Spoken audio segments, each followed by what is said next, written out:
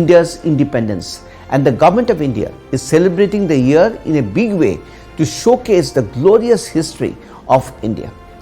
World Congress of Accountants 2022 would also be celebrated as a mega event to showcase the important role that the accountancy profession has been playing in the economic and social development of the country. A never before witnessed unique experience of learning future trends, emerging avenues, enhancing skill sets, networking, and to explore the incredible India awaits you. We at ICAI are pleased to host you here in Mumbai, the financial capital of India, for the 21st World Congress of Accountants with the theme Building Trust, Enabling Sustainability from November 18 to 21, 2022, and give you a professionally enriching and personally rejuvenating experience. We are hopeful that the conference shall be stimulating and productive, and your stay in India will be a memorable experience. Once again, we invite you for this enthralling convergence in India, the land of multicultural, historical, and spiritual inheritance since centuries. Insights from the stalwarts of the profession, international and national standard setters, regulators, and trendsetters will constitute the panel of speakers at WCOA 2022. Let your dream get bigger. Come, be a part of this mega celebration. For registration and sponsorship opportunities, contact. Organized by Institute of Chartered Accountants of India under the aegis of IFAC.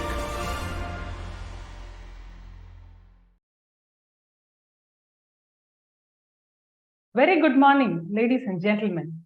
We extend a very warm welcome to you today for our virtual CPE meeting on Audit of Welfare Schemes Government. The program has been organized by the Committee on Public and Government Financial Management of ICAI and has been hosted by Chengalpattu District Branch of SIRC of ICAI in Chennai. We are going to have two very informative sessions today for you by Srimati Sakshi Rekha, who would be addressing us on Pradhan Mantri Gram Sadak Yojana and Pradhan Mantri Awas Yojana Grameen schemes, and by Dr. Hemanta Kumar, who would be addressing us on Mahatma Gandhi National Rural Employment Guarantee Schemes and National Rural Livelihood Mission Schemes. We are very thankful to the chairperson of the Committee on Public and Government Financial Management of ICAI, Srimati C.A. Kemisha Soniji, and the Vice Chairman of the committee, Shri C.A. Sridhar Uppalla, and the whole team in Delhi for giving us this opportunity in hosting this program today. Friends, public financial management is central to the growth of our economy, and it is essential to deliver sustainable and high-quality public services.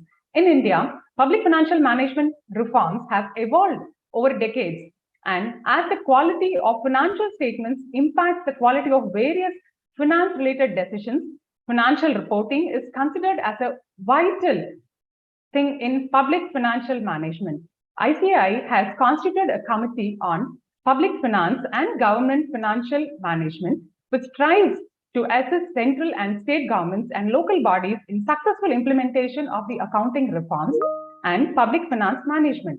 The initiative of ICAI to meet its social obligations by providing professional services of CAs beyond corporate sector and to the public at large by being true to its role of being a partner in nation building. The committee primarily focuses on capacity building of the finance officials of various tiers of government in India by various means such as organizing workshops, developing relevant e-training modules, and conducting certificate courses, etc., as part of formulating guidance notes and accounting for local bodies. We have one such initiation taken today for the benefit of all the members present here. We invite CA Kemisha Soniji, Chairperson, Committee on Public and Government Financial Management, to render her special address. She is the Chairperson and Vice Chairperson of various committees of ICAI. She is a chairperson of Professional Development Committee of the Institute of Chartered Accountants of India. She is a vice chairperson of Ethical Standards Board of the Institute too. She plays a versatile role as an independent director of Ujjain Smart City Limited as well. She holds various international positions too. She's a technical advisor, International Ethics Standards Board for Accountants, New York. She has been nominated as a member, Committee on Governmental and Public Sector Enterprises Accounting of South Asian Federation of Accountants for the year 22-23. CA Kemisha Soniji is serving her third consecutive term in the Central Council of ICAI. She has a remarkable leadership skill and is a mentor and a role model, especially for we women chartered accountants. She's really a multi-talented personality. She has been a captain and team member in various state and national level badminton tournaments too. We are very honored to have you here with us today, ma'am. Thank you. I now request you to speak few words. Thank you, Priya, for my introduction. A very good morning to one and all. On behalf of Committee on Public and Government Financial Management, we extend a very warm welcome to all the viewers to virtual CPE meeting on Audit of Welfare Schemes of the Government, being hosted by Chengalpattu District Branch of SIRC of ICAI under the aegis of the Committee on Public and Government Financial Management under the theme of Azadi Ka Amrit Mahotsav. So today we have with us experienced faculties from National Institute of Rural Development and Panchayati Raj, Hyderabad, Dr. U. Hemanta Kumarji, Associate Professor and Head Center for Internal Audit in Rural Development, NIRD and PR, and Ms. H. Sakshi Rekha, Consultant Center for Internal Audit in R&D Programs, NIRD and PR, who will be taking up the said schemes. I welcome both of you, and we are really thankful to you for agreeing to share their knowledge and experience with us on the subject. And we have with us our active and dynamic co-chairman, C.A. Sridhar Mupalaji. He is also Vice Chairman, Student Skill Enrichment Board. And we are fortunate he is with us. I'm thankful to C.A. Satyanarayan K.R., Branch Chairman, C.A. Narsimha Raghavan, our Branch Secretary, Treasurer, Priyaji, and other Managing Committee member of this branch, for providing the committee with this opportunity, enabling us to reach the members in the remotest part of the country. So, dear members, we appreciate that sincere efforts are being made at all levels of the government to improve the government accounting and financial management in India.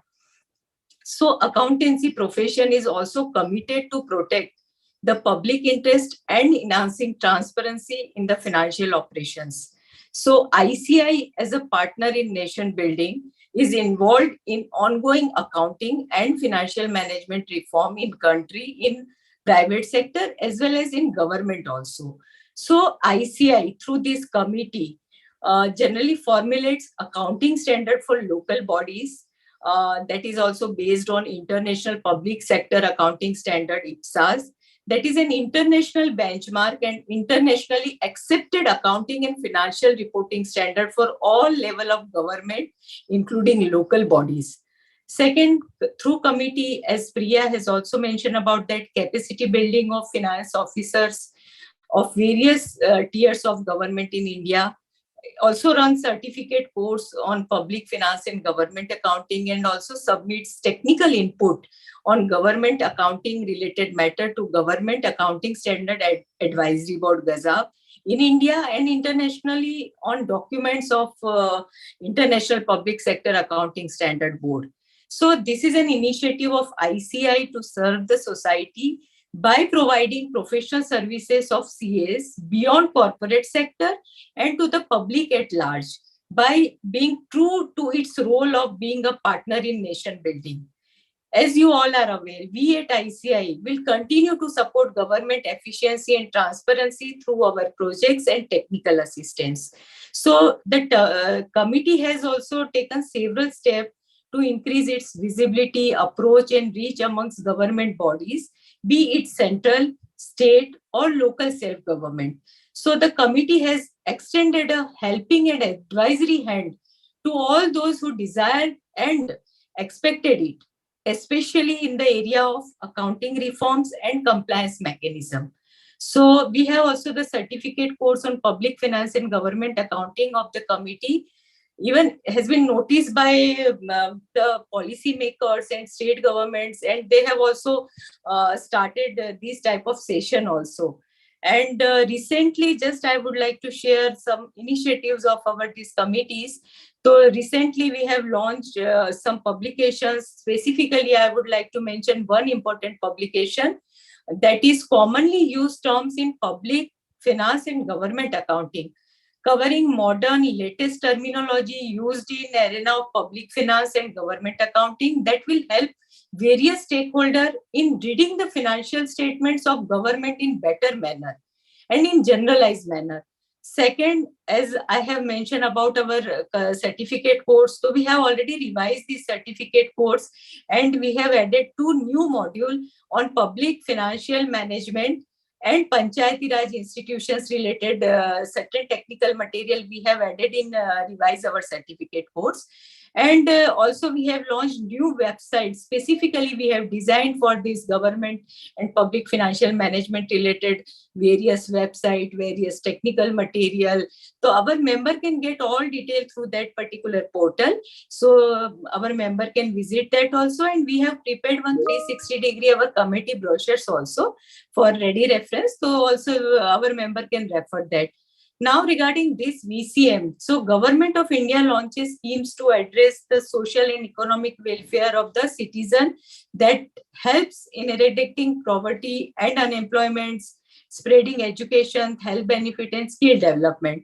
So as large amount of public fund is spent on these schemes, financial reporting and management of schemes need to be implemented vigorously and rigorously to enhance transparency and accountability for effective monitoring of public expenditure.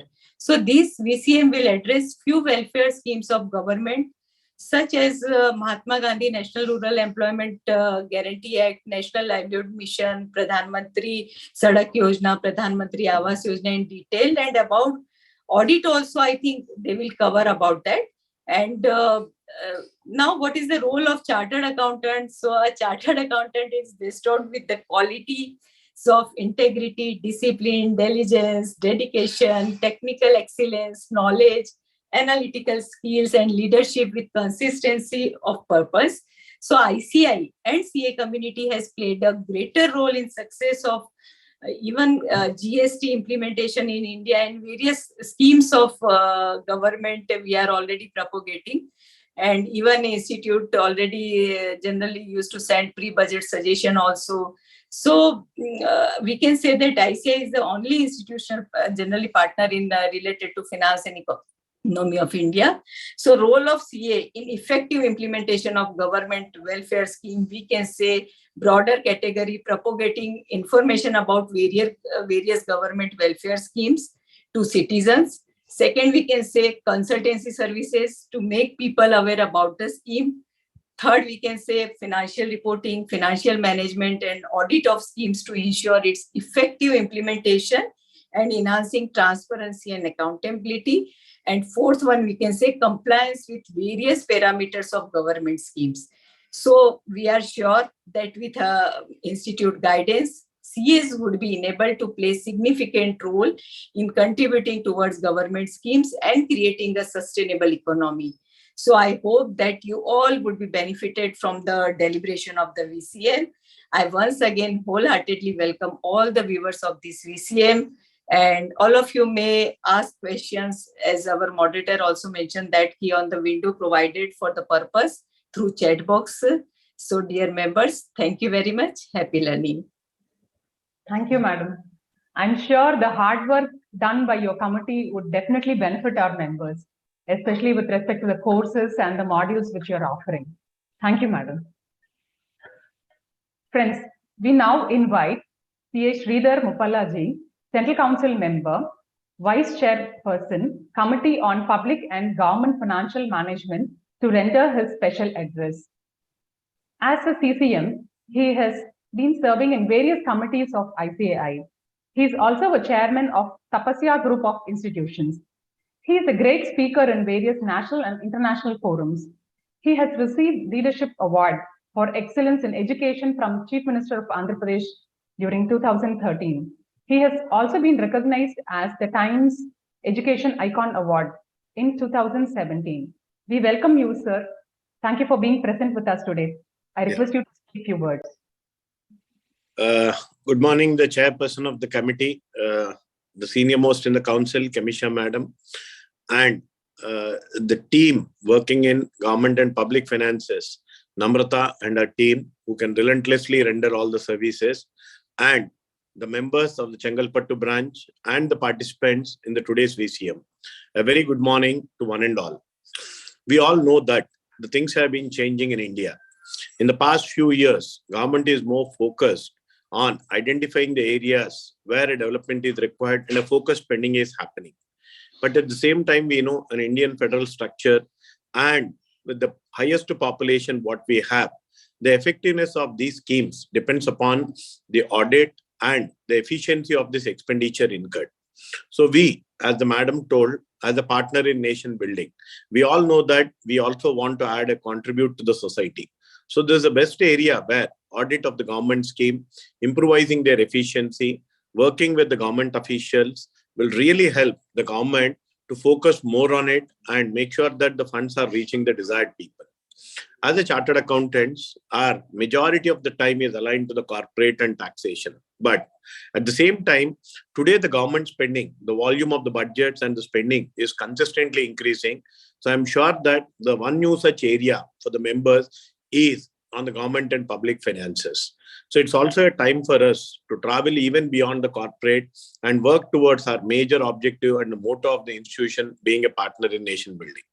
So the Committee on Government and Public Finances has been coming up with various initiatives. We have an interactive sessions, what ma'am was saying, and we have a course curriculum coming up, and we have a guidelines being issued, working on the accounting standards on the local bodies. So I'm sure this all information will be helpful to the members to be a part of this government and public finances and be a part of the government and support them with the efficiency of the audit. As Kamisha Madam was saying, we as the members have that exclusive skills of analytical. So these skills, let me share recently when I was in Hyderabad with NIRDP and PR, they were really appreciating. Today they're being accepted to be a speaker and all. The last sessions that took place, the way we educated the government official, the information exchange and participation is really helping a lot. So it's a time that we all come forward and focus on those areas. I know that today, 31st deadlines are appearing. In spite of that, I appreciate Chengalpattu branch for their focus and request for this VCM. And I'm sure the members have benefited out of it. And today we have with us Dr. U. Hemant Kumar, Associate Professor and Head for Center for Internal Audit and Rural Development.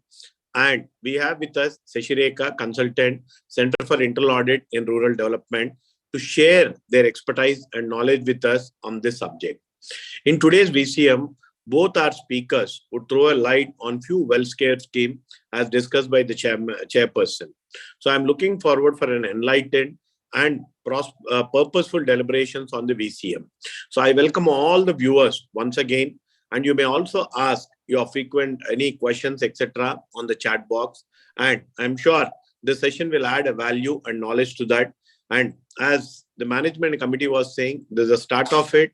We would like to have a series of questions. We would love to be a part and make sure that the knowledge is passed on to all the members from this. Thank you very much. Okay, sir. Thank you. We definitely take care of the words you've told. I'm sure the members will also make use of this as a professional opportunity. Yes. Yes. So we now move on. So, friends, we have among us today two very learned speakers and experts who will share their immense knowledge and expertise with us. The whole program has been conducted under the theme of Azadi Ka Amrit Mahotsav. We'll start with the first session now on Pradhan Mantri Gram Sadak Yojana and Pradhan Mantri Awas Yojana schemes. We welcome Srimati Sakshi Rekha ji. She has qualified as a Master of Social Work, MSW. She has also completed her postgraduate diploma in rural development. She is pursuing her PhD program as well.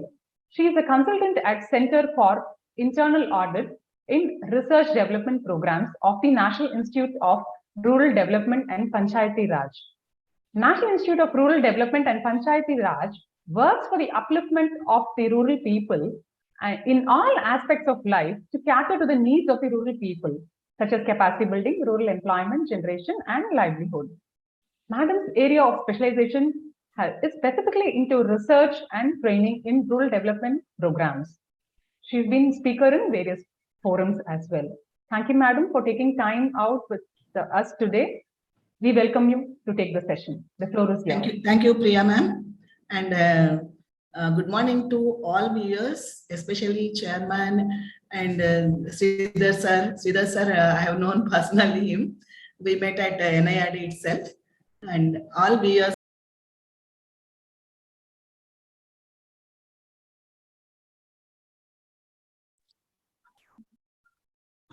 And seem to be muted. It's okay, ma'am. Now I am audible. Yes, ma'am. Perfect, ma'am.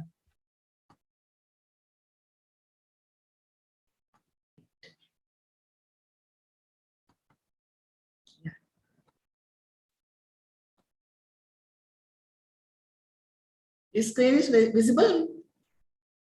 Hello? Yes, madam, your screen is visible. Yeah, thank you. So time is very short, and I am just showing some glimpses of PMGSY and PMAYG scheme. If any doubts, you can send to mail. I will clarify everything because there is no time. That's the reason.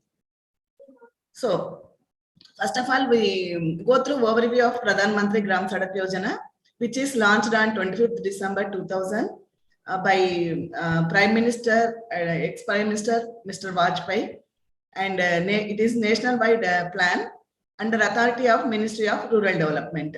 The objectives of the program is to provide good all-weather connectivity to all unconnected habitations.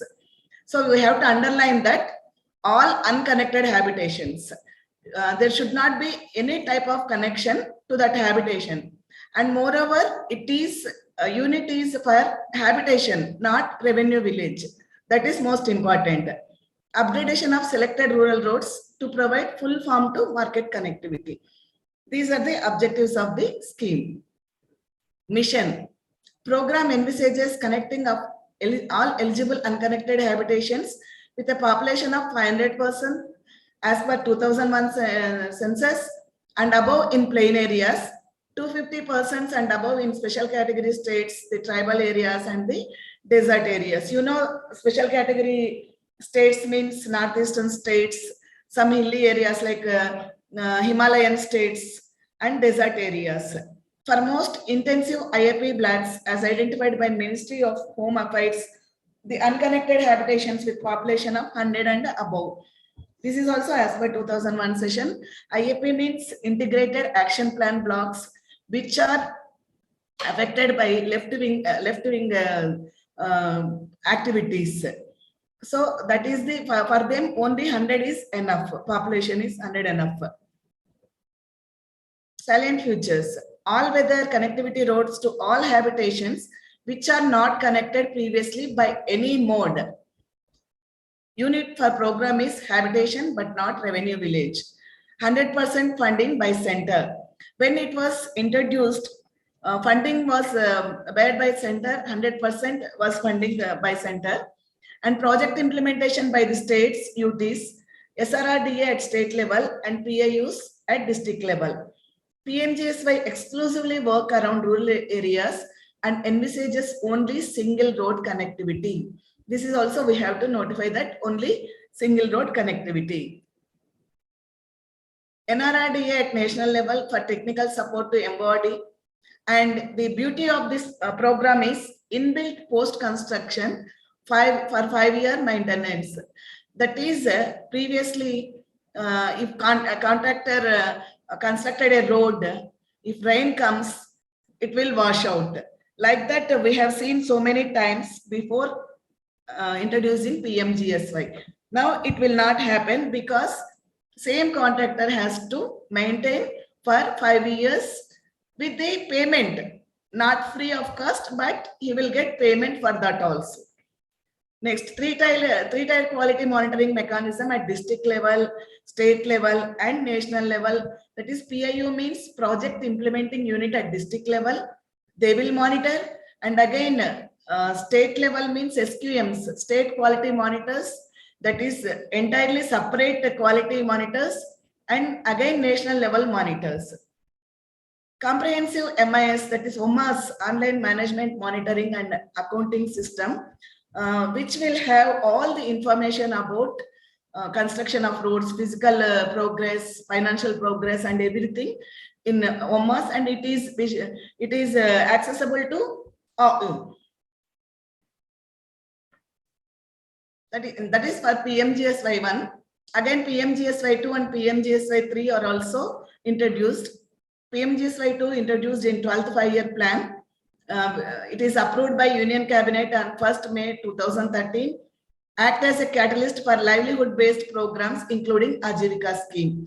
That is the difference between PMGSY 1 and 2.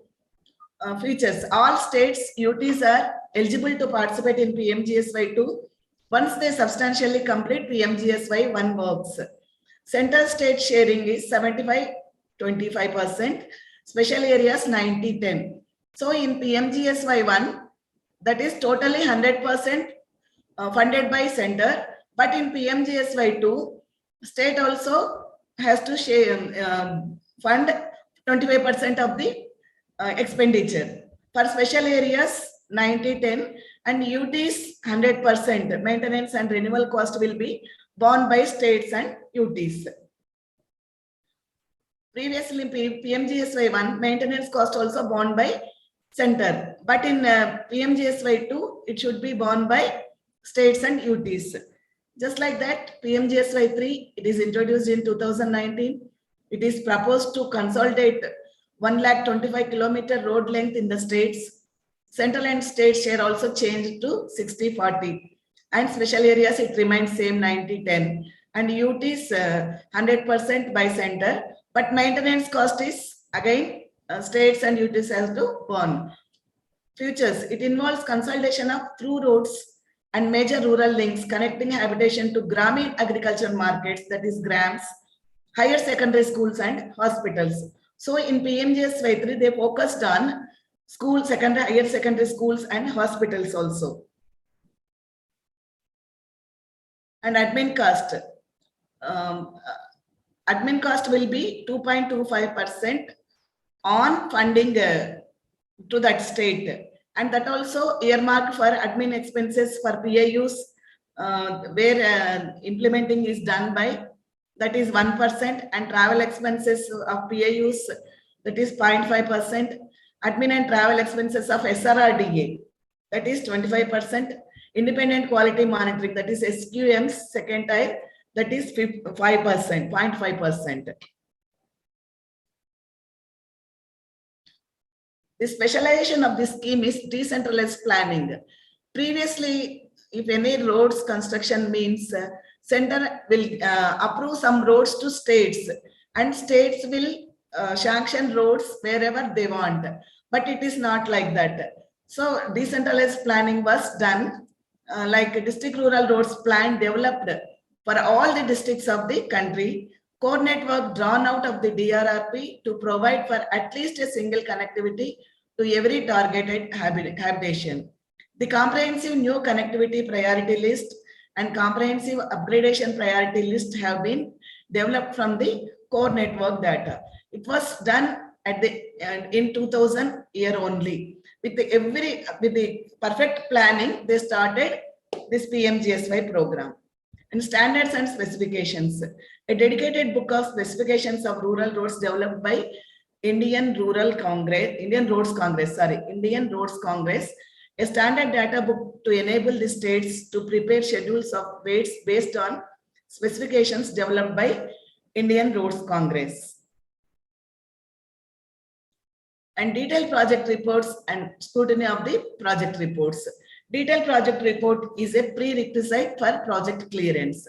Before preparation of DPRs, proper survey and adequate investigations are insisted. That is, before preparation of DPR, PIUs has to conduct a transit walk with that habitation to village where road is proposed, because they have to see the alignment of road and any objections are there by private parties or people if they are asking for something, because road has to come from this side, but this plan comes other side, means people will not accept. So if any clearance from revenue department, if it is under forest department control, they have to take clearance from forest department, and for all these things they have to conduct a transit walk along with village people and local SI and revenue people, forest people, and prominent persons from village, that is PIU, that's AE, assistant engineer, has to do this transit walk. And independent scrutiny of the project proposals to ensure the adequacy of designing and project preparation carried out by over 50 prominent institutions of engineering and technology in the country identified as state technical agencies. So after preparation of DPR, this again DPR will be scrutinized by state technical agencies. That is, all care was taken by the center to construct the road qualitatively and also to maintain it properly. Institutional arrangement. National Rural Roads Development Agency at national level, it will provide technical and managerial support. Like that, state rural development agencies, that is SRRDS, to implement the program at state level, and PIUs, that is program implementation units at district level, which implement the program at district level. Support systems are also there, like PTS, just now we discussed about that, and state technical agencies to provide support to the program in matters of project scrutiny, training, and RD. Even trainings are also there for engineers, contractors, and even for important persons in implementation process, like maintenance of OMAS, that is MIS of PMGSY. All those trainings are provided by Central Roads Research Institute, Indian Roads Congress, or other premier institutions have also providing support of matters relating to standards, technology, and other relevant aspects. Procurement process. Standard bidding document based on best national and international practices has been developed for procurement. All the works under the program are tendered on the basis of the standard bidding document only. And separate document are also developed for PMGSY program. You can get in online also. All PMGSY work shall be procured through e-tendering. For quality assurance, 3-tier system was there. First tier PIU, second tier SQMs, that is already I told, independent state level quality monitors, and third tier independent national quality monitors. From PIU, AE has to visit and check test done by AE. 75% of test checks has to be done by AE, and SQMs will monitor each road 3 times. That means starting stage, in middle stage, and end stage.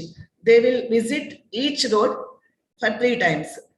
NQMs, they will visit new roads. Randomly they will visit, and 6 months once they will visit randomly. And all the reports of the SQMs and NQMs we can get in OMAS. They have to upload their reports along with photographs in OMAS. Maintenance. All PMGSI roads are covered by 5-year maintenance contracts with the standard bidding document. Maintenance funds to service the contract is to be budgeted by the state government and placed at the disposal of SRRDA in a separate maintenance account. On expiry of 5-year post-construction maintenance are to be placed under zonal maintenance contracts consisting of 5-year maintenance, including renewal as per cycle. Current source of funds. For the huge amounts are earmarked for PMGSY every year in budget. And from where these budget are coming means cess on high-speed diesel, that is 75 paisa per liter, budgetary support, and Asian Development Bank funding, World Bank funding, as well as loans from NABARD. Citizen information boards is also a specific to get information. It is mandatory to keep the information boards. Citizen information boards and work information boards are displayed in local language at prominent locations in the benefited habitations, indicating details of work and volume of materials used in each layer of the payments. So it is very mandatory, and if it is not there means they are deviating from guidelines. And like that only non-conventional technologies.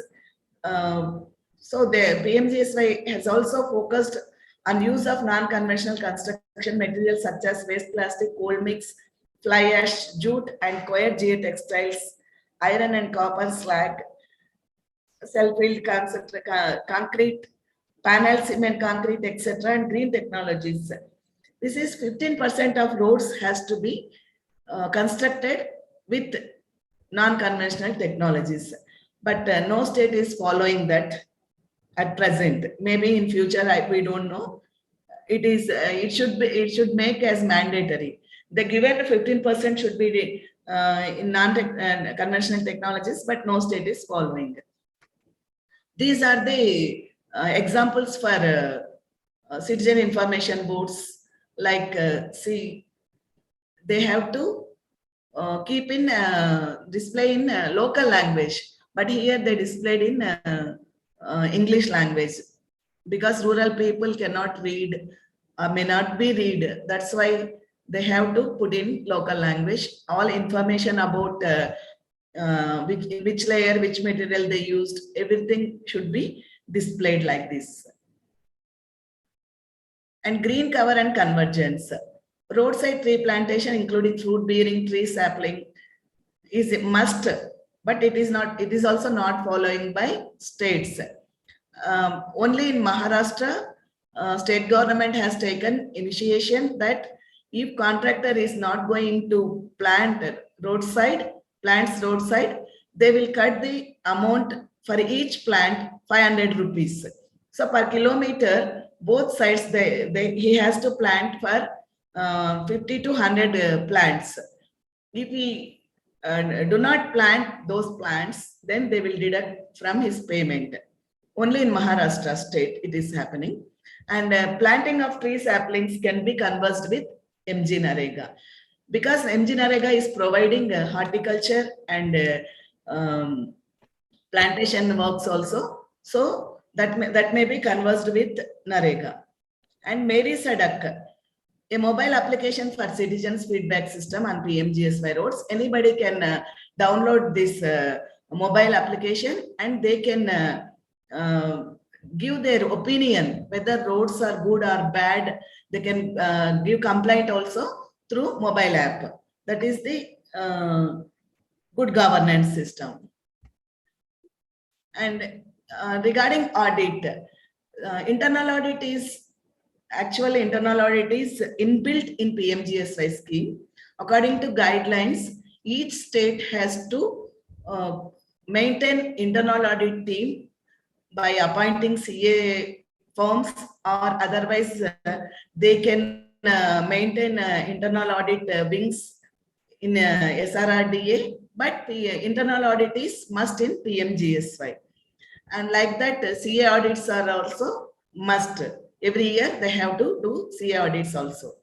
But we, as internal audit Center for Internal Audit in audit schemes, for our in our observations, we have find out all these things. Internal audit in PMGSY, it is all SRRDAs and PIU shall be within the jurisdiction of internal audit.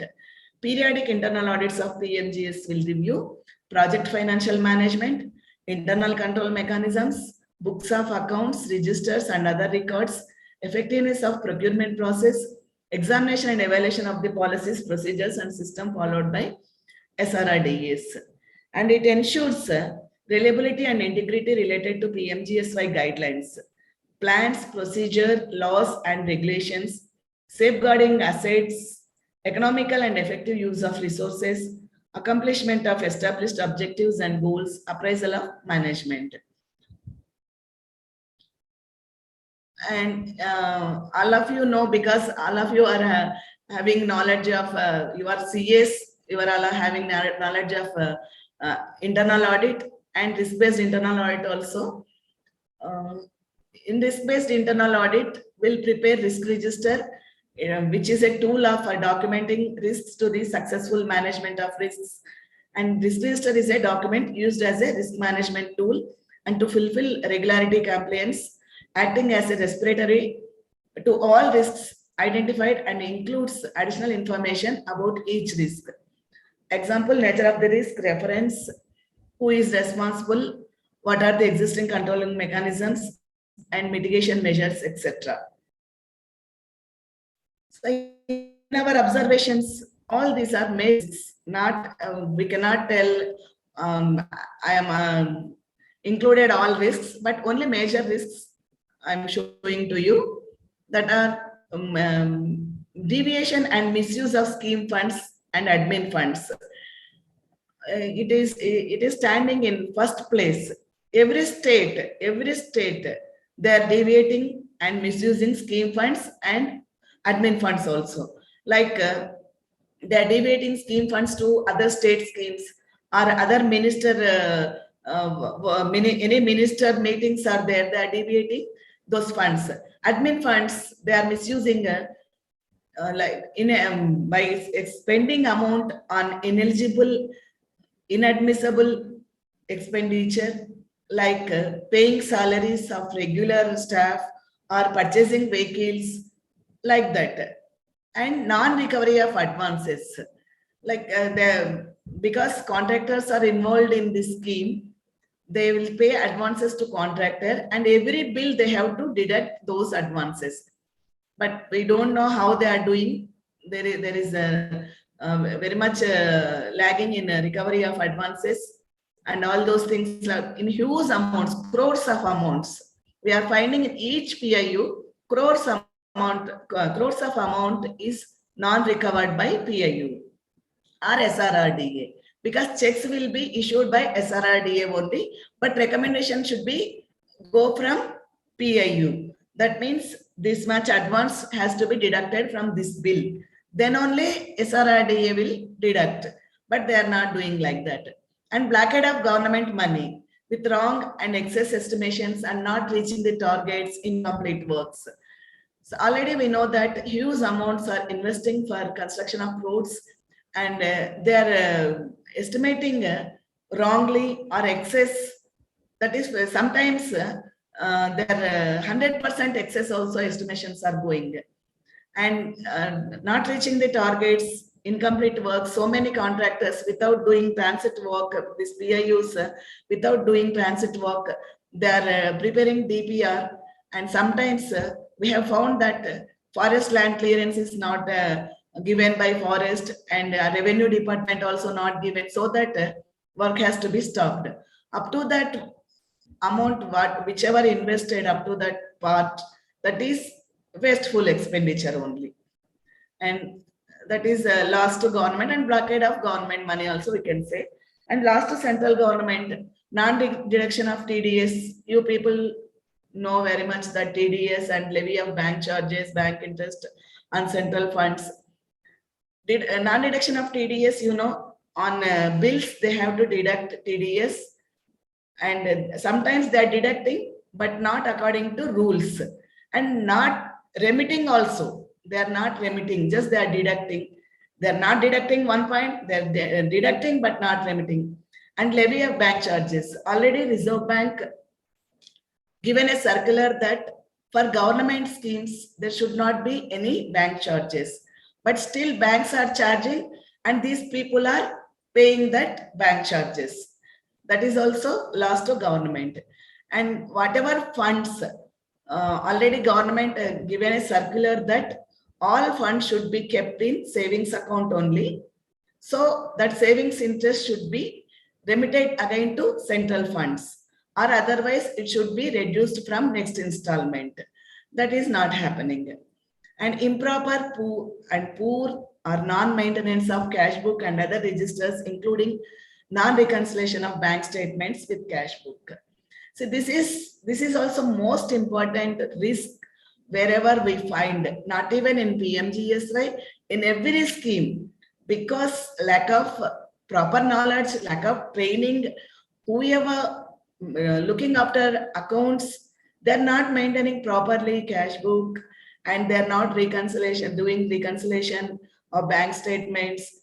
If we ask about why cash book is like that, means previous people done like this only, so that we are also doing like that.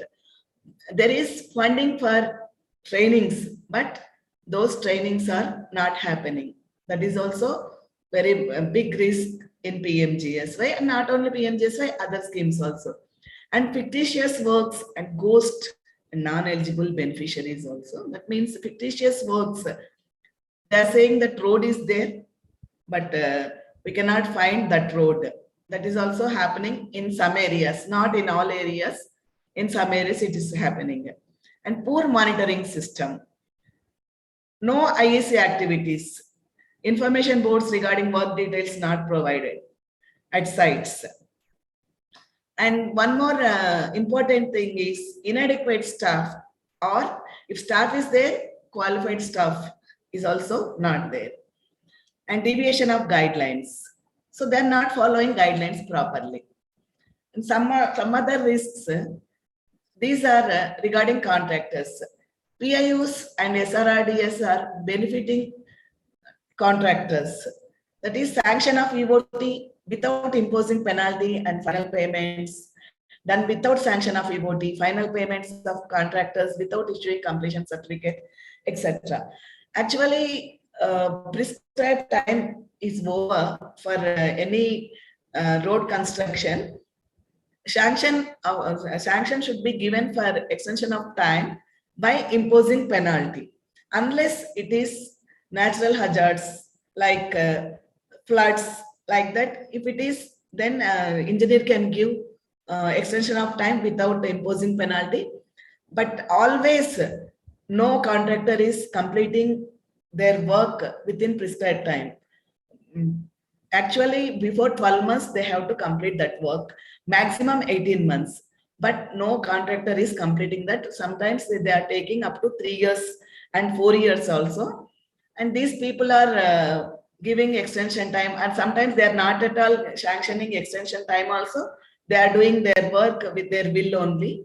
And their payments also, final payments also, they are doing without issuing completion certificate. For final payment, engineer should issue the completion certificate. After completing the work within 15 days, engineer has to issue completion certificate. But it is not happening, but they are getting final payments. And excess amounts of security deposit released to contractors. Security deposit amount and TDS also not recovering, not deducting, and excess amounts of security deposits. How it is happening, we don't know. They are getting more amount, they are releasing that amount. And afterwards they are saying, no, we released, we will deduct from their payment, like that they are saying. But it is also not, it should not done by them. A non-deduction of TDS already we discussed, and non-recovery of advances. So contractor will give an advance to start work. That should be deducted from bills. It is also not happening, and penalties like imposing or for delay, everything that penalties and liquidated damages. All this should be deducted from contractors' bills which is not happening. And sanction of EOT, that is already okay. Non-observance of terms and conditions while receiving and revalidating of authorizations and works execution. Mobilization of advances to contractors without receiving bank authorization or FDs. Before paying advance to contractor, bank authorization should receive or FDs should received by PIU, but without receiving, sometimes they are receiving but not prescribed amount, less amount also they are paying advances. Delay in completion of PMGSY roads, substandard works, non-execution works, and poor maintenance or non-maintenance of PMGSY roads. All these are fine. We are observing in our internal audits. Sorry. Poor performance of PIU. Delay in final payments to contractors and non-repayment of security deposit to contractors in time. It is also very big risk because it will be demotivate the contractors to participate in PMGSY works. Test check of materials, regular inspection and joint inspections of PMGSY roads are not done. And irregularities in OMAS entry. They are entering in OMAS that road is completed. If we go for physical verification, road will not be complete. And misuse of central funds. Excess amounts utilized from central state, payment of land acquisition and construction of bridge beyond 50 meters. It is mentioned in guidelines that for land acquisition, state has to pay that amount, and even construction of bridge beyond 50 meters, state has to bond that amount. But they are deviating guidelines and they are constructing from central account, central funds only. Okay, up to this, PMGSY is over because it is very big scheme, and I can cover only some glimpses because the time is very less. And now I'll go PMAYG, that is Pradhan Mantri Awas Yojana Gramin. Regarding evaluation of rural housing schemes, in 1957, village housing program under community development movement was introduced. This is the first housing program. In 1980s, housing under National Rural Employment Scheme and Landless Employment Guarantee Program in 1983. Sorry. In 1989, IAY as a sub-scheme under Jawahar Rozgar Yojana was introduced. In 1996, IAY made as an independent program, but some lacuna was there. That's why in 2016, IAY restructured into Pradhan Mantri Awas Yojana Gramin in view of the objective of the government, housing for all by 2022. It is overview of erstwhile rural housing program, that is Indira Awas Yojana, IAY. In that program, eligibility was rural BPL households, and unit assistance was 70,000, 75,000 for difficult areas, hilly and IAP district integrated action plan to develop tribal and backward districts in left-wing extremist areas. And area of house is only 20 square meters.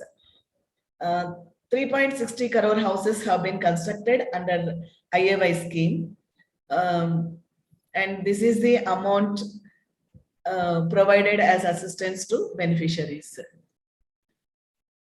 Findings of the performance audit by C&AG in 2014. Non-assessment of housing shortage. So without assessing the housing shortage, they started IAY.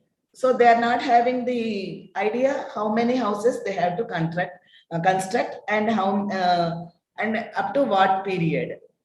And low quality of houses and lack of technical support. Weak monitoring mechanism, lack of transparency in selection of beneficiaries, lack of convergence with other schemes, non-availability of loan facility to the beneficiary. All these made failure of IAY. So restructuring of rural housing scheme PMAYG in 1st April 2016. Under PMAYG, it is targeted to construct 2.95 crore PMAYG houses by 2022 in 2 phases. Phase 1 crore houses within the period of 2016 to 19. And phase 2, 1.95 crore houses within the period of 2019-22. Eligibility, all houseless and people living in dilapidated and kacha houses. Unit size is increased to 25 square meters, including a dedicated area for hygienic cooking. Previously in IAY, there was no provision for cooking. And unit assistance is 1.2 lakhs. So unit assistance also increased for plain areas and 1.3 for hilly states and difficult areas and IAP districts. Funding pattern is 60-40 in plain areas, that is 60% by center, 40 from state, 90-10 Northeast and Himalayan states, and 100% in UTs. So major reforms in PMAYG. Single state nodal account and 100% direct benefit transfer. Previously, people would not get about like direct benefit transfer from state nodal account. They have to send to district to block, then block to beneficiary. Now it is directly from state nodal account. Our soft MIS for release of funds, monitoring and reporting, our soft was introduced. Evidence-based monitoring, progress of construction through geotagging, convergence with other programs, quality construction. For quality construction, mason trainings they introduced, and house design typologies also they introduced. That means according to area, that is geographical conditions, designs of houses are introduced. Healthy competition among states by perform index and issuing annual awards. What happened? The construction should be carried out. These are the features of PMAYG. The construction should be carried out by the beneficiary himself, herself, or under his, her supervision, not by contractor. Landless, high priority, provision of land to landless households.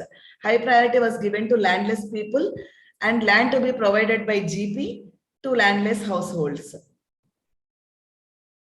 Category-wise earmarking of targets. That is 60% for SC/ST, 15% for minorities, and at least 5% for persons with disabilities.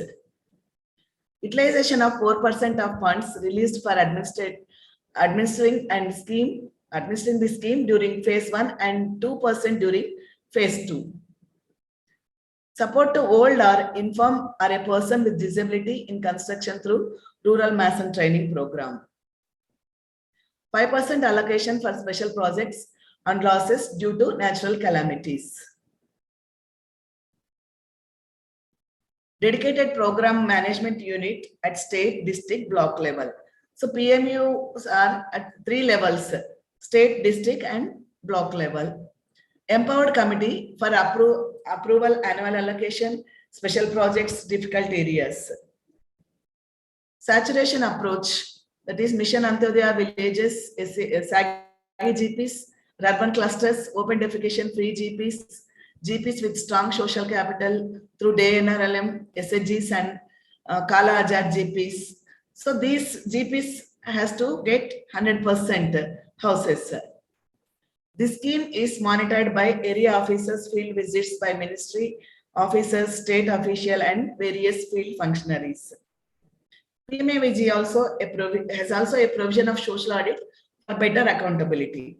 So social audit also introduced in PMAYG like MG Narega. Approximate calculation of direct monetary benefit in plain area, that is unit cost is 1,20,000. Assistance through convergence with MGNREGS providing 90 to 95 days, that is 18,000. Toilet construction from SBM 12,000. Facilitating bank loan 70,000.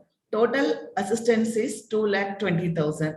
Besides above assistance, provides low cost housing material manufactured under MG Narega by SHG groups. Selection of beneficiaries of PMAYG.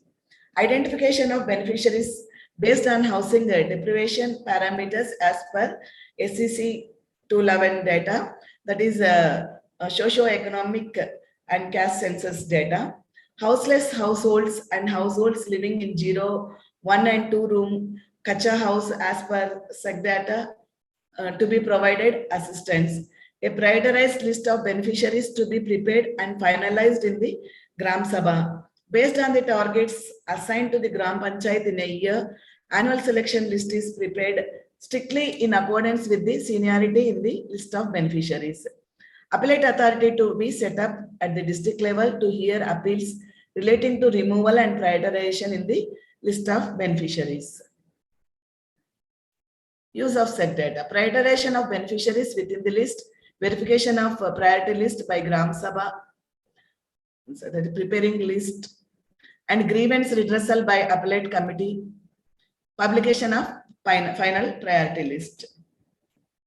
That is preparation of annual select lists. After publication, and if any objections raised, they have to resolve, and then preparation of annual list. Some criteria was given for automatic exclusion. Motorized 2, 3, 4-wheeler fishing boat. If there any household is having 2, 3, 4-wheelers or fishing boat, they will be excluded automatically.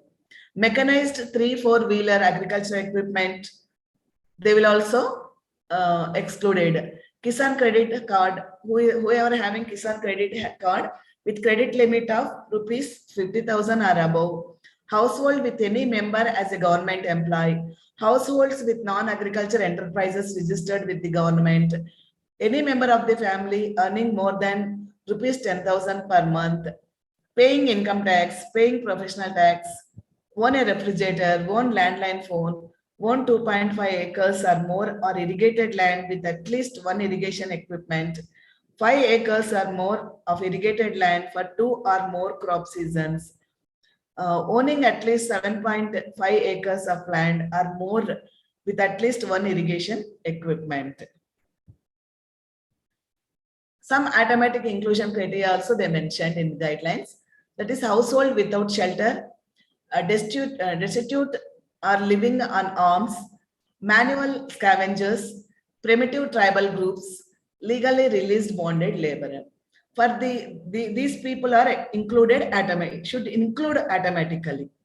And deprivation parameters each having equal weightage. For prioritization of sanctioning, these parameters has to taken into consideration. No adult member between the ages of 16 and 59.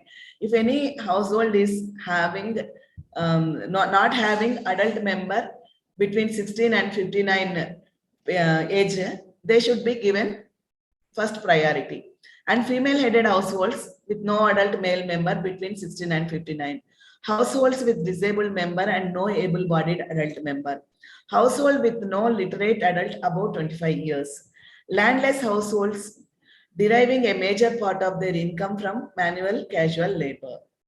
All this should be given priority. See, this is the process of house sanction. SEC data verification by Gram Sabha, finalization of permanent waiting list, target setting by states, registration by beneficiary, uploading of photographs. That is, for registration, they have to provide mobile number, bank account number, Aadhaar number, job card number. That is, job card means MG Narega job card. And this uploading of photographs using Awas app, old house and new construction site. These photos should be taken by project monitoring unit PMU. They have to upload these photographs in Awas Soft. Then amount will be sanctioned directly to beneficiary.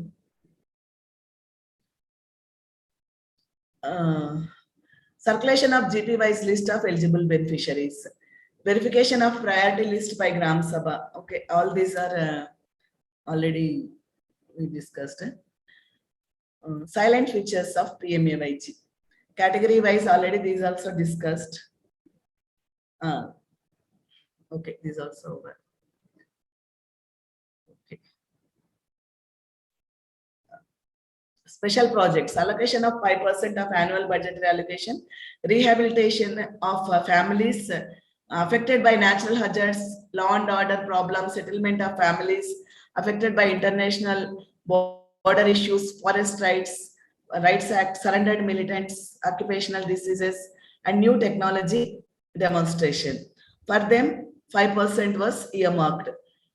Administrative expenses also we already discussed before 4%, now it is 2% only. And implementation process, allocation of targets from center to state and to districts and block, identification of beneficiaries and preparation of permanent waiting list, preparation of annual select list, registration of beneficiaries, sanction and construction of houses, inspection at various levels with geotagging, release of installments, recording of house completion. This is the process. And geotagging, minimum 5 geotag photographs captured using Awas app. Existing house, proposed site for construction, foundation or plinth level, window sill, lintel, roof cast level, and completion. These should be uploaded. Fund flow under PMAIG. Central allocation to states, UTs is released in 2 installments to the state treasury. From state treasury, program funds to be transferred to the state nodal account. From SNA, payments to beneficiary are made to their bank accounts through fund transfer order on our soft PFMS platform. Transfer of assistance to PMAIG beneficiaries.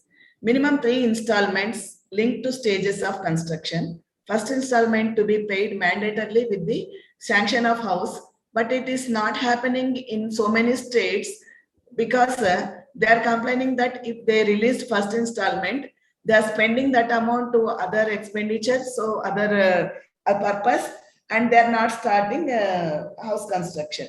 So after foundation and plinth only, they are paying first installment. It may be difficult for some families who are not having that money also to start foundation work also. And stages of construction, foundation, plinth, window sill, lintel, and roof cast. Convergence. And convergence is very important in PMAIG to provide basic amenities to PMAIG house. Convergence of existing schemes of center and state has to be ensured.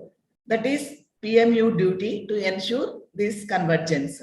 Mandatory convergence is from NREGA 90 to 95 days of unskilled labor work, from SBM 12,000 for construction of toilet through SBM or any other source. If state is providing any other source, if more also they can provide, not even 12,000, some states are providing more also.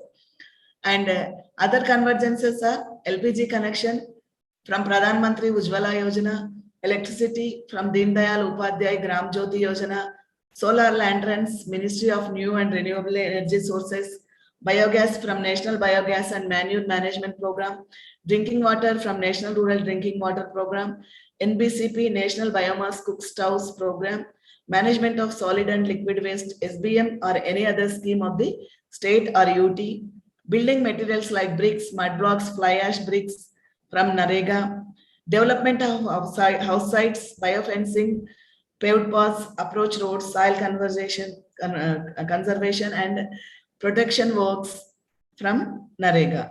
All this has to be converged, but it is not happening because beneficiaries doesn't know this can happen through convergence.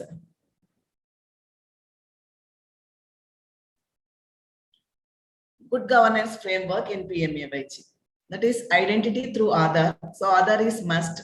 Synergism by competition, that is perform index to states and issuing awards. Eligibility by SEC and Gram Sabha validation. Accountability through a 3-pronged strategy, that is use of ICT or DBT, use of space technology, social audit, SHG women and youth as community cadre. Sorry. Role of GP. GPs through Gram Sabhas prioritize and finalize PWL of beneficiaries based on SECT data. Facilitate orientation of beneficiaries. GP will assist in identifying common land available for allotment to landless beneficiaries. Role of SHGs. Creation of awareness among beneficiaries to be involved in construction of houses, Members should be trained as certified social auditors and undertake social audit, production of building materials and supply where it is feasible. So not only PMU, but GP and SH is also having important role in PMAYG scheme. Monitoring, multi-level and multi-agency monitoring by Government of India and states and UTs. Community-based monitoring by states using SHG groups. Audit, that is CA selected from a panel approved by C&AG. Audit to be completed by 31st August of next year. All PMAYG accounts should be open to audit by C&AG as well as internal audit wing of MOD. Social audit, SAU set up by state UT to be roped in for social audit. So all states are having social audit units. So these social audit units should be taken, the social audit of PMAYG also, along with NAREGA. Formal social audit to conducted in every GP at least once a year. Risk-based internal audit. Risk-based internal audit is being done by IAW, Office of CCA, district as a unit, and each district will be covered within 3 years. Grievance redressal system. Grievance redressal mechanism at different levels of administration, that is GP, district, state. Designated official responsible for disposing of the grievance within 15 days. Details of grievance redressal official at each level and procedure to file should be clearly displayed in each GP. Can use Ombudsman of MG Narega to deal with grievances and irregularities under PMAYG. Anyhow, each district will have Ombudsman of for MG Narega. So they also can be used for grievance redressal. So after taking so many steps, again challenges are there, like awareness about the scheme and the transparency aspects in IEC activities, like IEC activities. There is no conduction of IEC activities, and beneficiaries unaware about their benefits. So many people, they are not aware about bank loans also, and they are taking amounts for more interest, and again they are going to the debt trap. And uninterrupted availability of quality construction material. It is also a challenge because in villages they will not get quality construction material. They have to travel to long way, and again they have to bring those material. And dedicated staff for PMAYG and their capacity building. Staff may be there, but they will not have training. All this will be challenges to in implementation of PMAYG. Effective convergence for basic communities. Already we discussed that those convergence are mentioned in guidelines, but no one is practicing that. Quick scaling up of rural mason training and construction of demo houses as per identified house design typology. Actually, through administrative fund, they provided, center provided for demo houses and identification of house design typologies also, mason training also from administrative fund, but it is not happening properly. No masons we can find in GPs by taking training.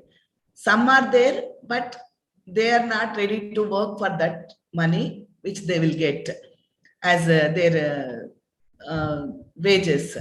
Popularizing house design typologies and use of local material. In PMAYG, it is mentioned that using local material will be construction cost will be come down, but no such type of system is existing. So in internal audit, these are the major risks identified, and this is not limited. Inadmissible administrative expenditure, already we discussed in PMGSY also. They are spending amounts on inadmissible items. Deviation of scheme funds to other activities. Huge expenditure incurred on incomplete houses. Poor grievance redressal system. improper maintenance of voucher file, stock register, cash book, non-preparation of annual accounts and audited by the chartered accountant, non-conducting of social audit, non-inclusion of registered beneficiaries in the target for construction of houses under PMAY scheme, non-observance of priority list while sanctioning the PMAY houses to SEC data list. Sorry.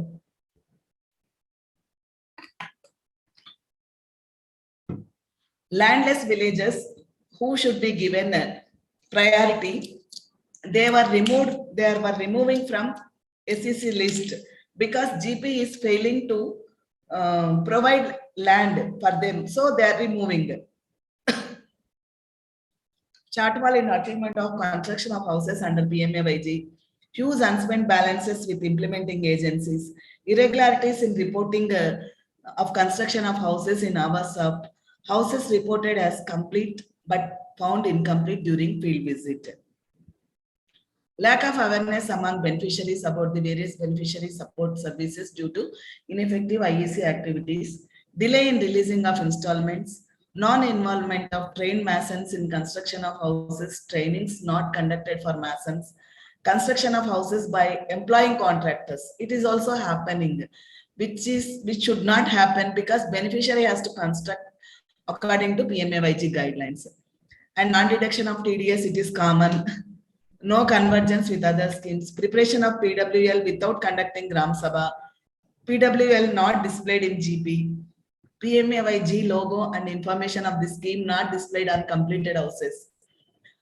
Irregularities in reporting of construction of houses in Avasoft.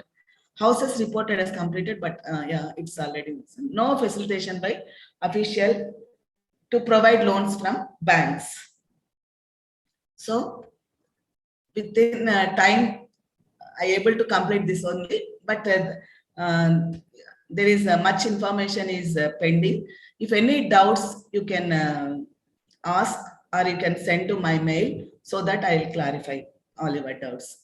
And according to you people, these are multiple choice questions.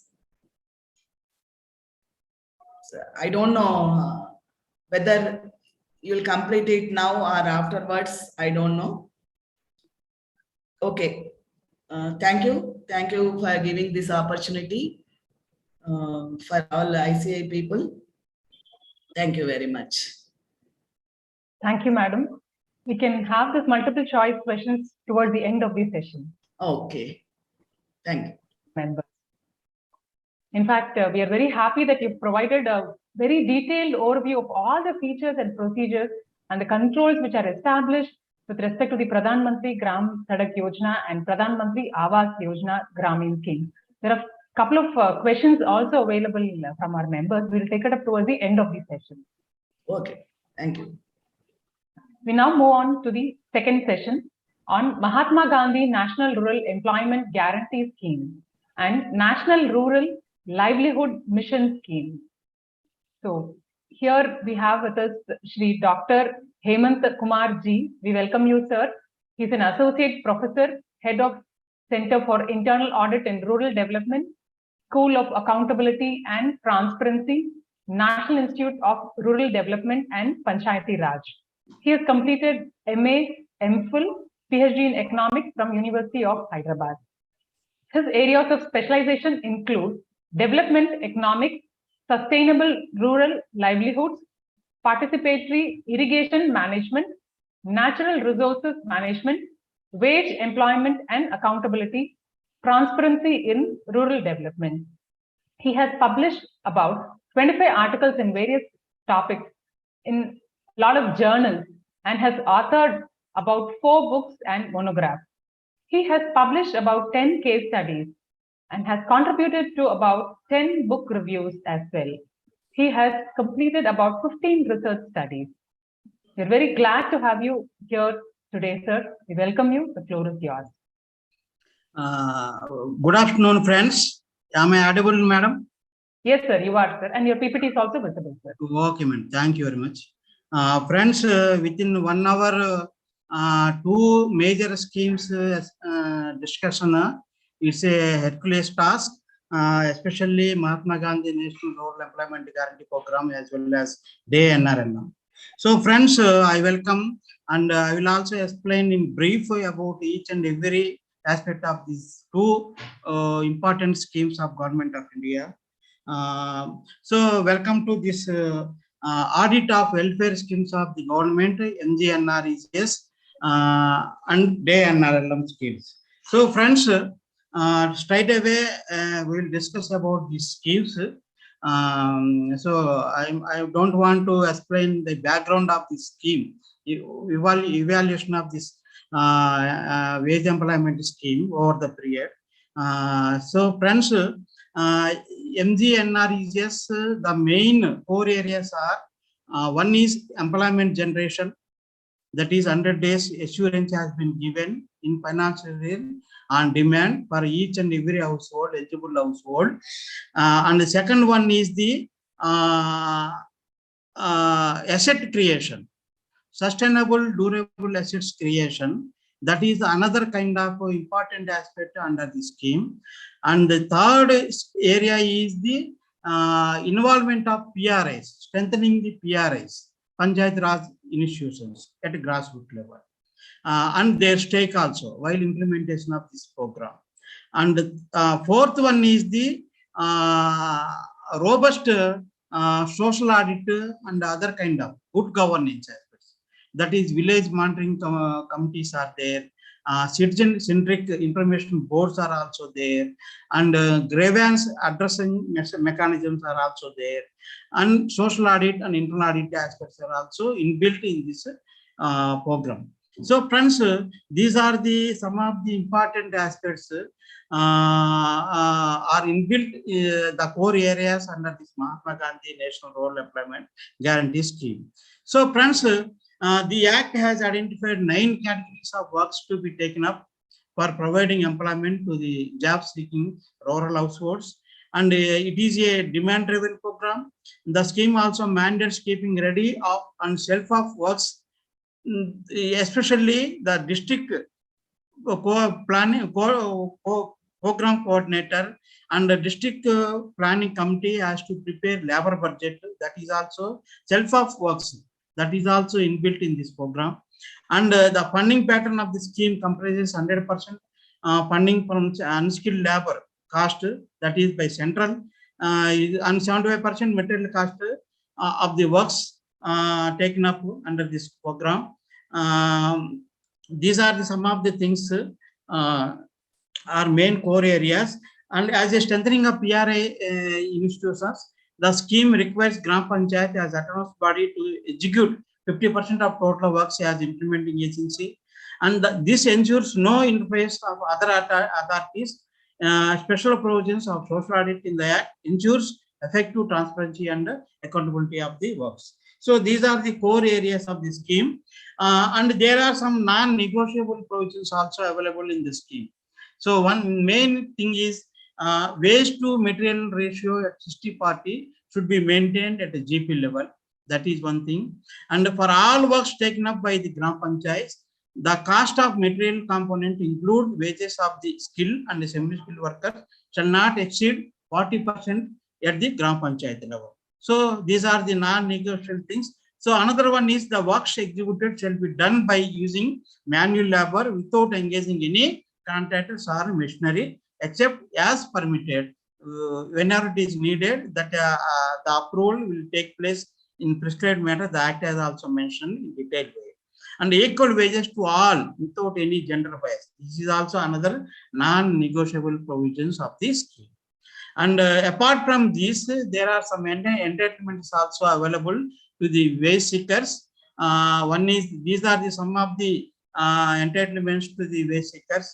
So most of the audit paras also rising in between these two non-negotiable provisions areas, as well as entitlements, most of the areas where these facilities are not provided to the wage seekers. So friends, safe drinking water shall be provided at work site, resting facilities and first aid box, and then child care shall be ensured working women having children below 5 years at the work site.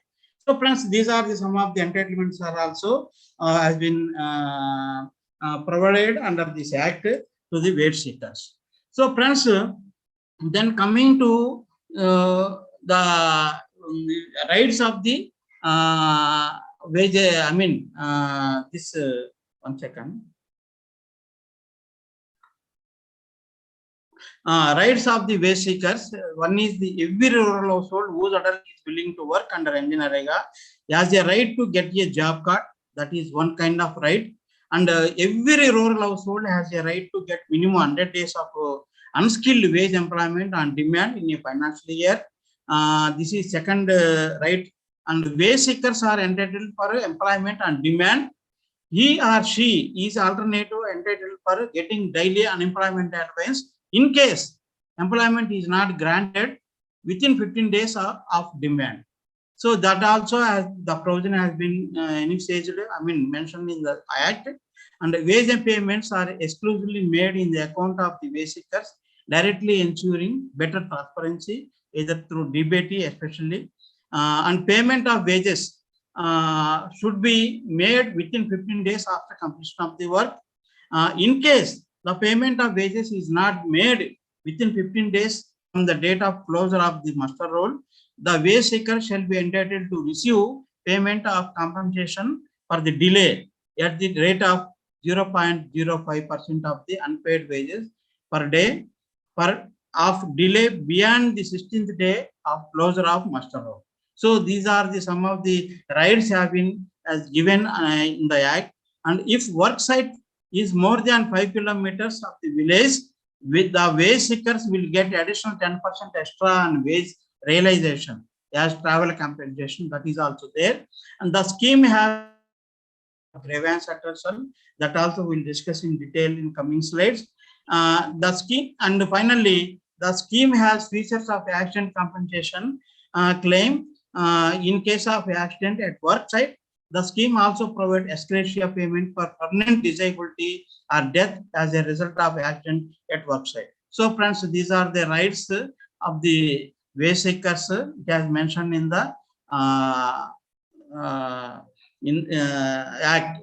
So friends, these are the key stakeholders who are disseminating or exercising different activities at their level, village level, block level, district level, state, and at central level.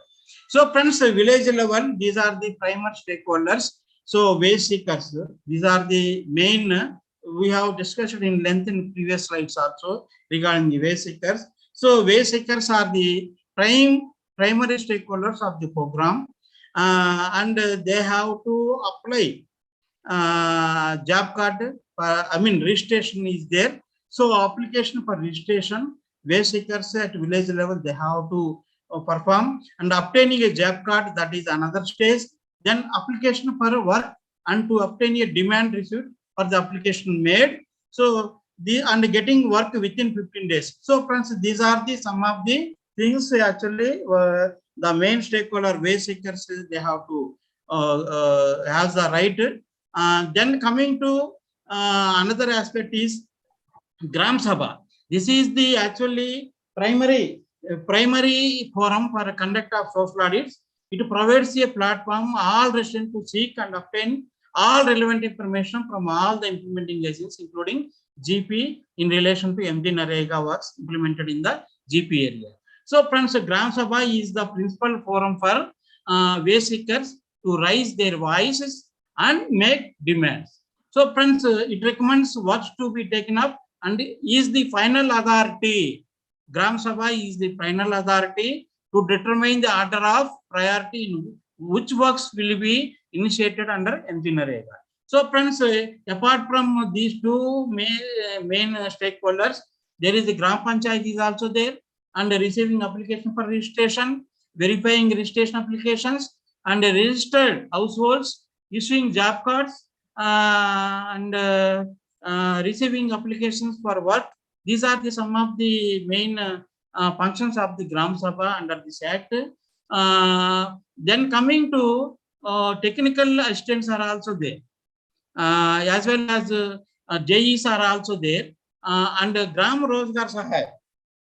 This is the government employee, Gram Rozgar Sahayak. So GRS is also as a primary stakeholder and assisting Gram Panchayat as well as Gram Sabha in executing MGNRS work at GP level, and ensuring that all maids, facilitators, so maids from one of the laborers, wayseekers, is to appoint and attend work sites on time and take roll calls, attendance in prescribed master roles at work site only. So this is the GRS's main role is there, and facilitating planning process, Gram Sabha meetings and social audit is also main responsibility of Gram Rozgar Sahayakai, and ensuring worksite facilities, updating job card of the work regularly, maintaining MGNREGS related registers at GP level, because there are 7 registers are there that we will also discuss in detail in coming slides, and distributing pay slips amongst workers along with the maids. So these are the some of the main functions of the GRS. So friends, at village level, major work is the stakeholders are there, and their functions also very pivotal in role is there. And barefoot technician is also there, BFT we call it as, is actually 10th class passed adult person. They are going to identify among the local MGNRGS works are from the labor households. So barefoot technician training will be given regarding the civil works, the concepts and the custom and training models through basic civil engineering concepts.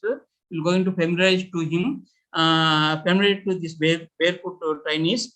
And his main activity is identification and estimation of simple works, giving mark out for works in the field, and to record measurements of the work done in the measurement book. So this is the major activity of the barefoot technician.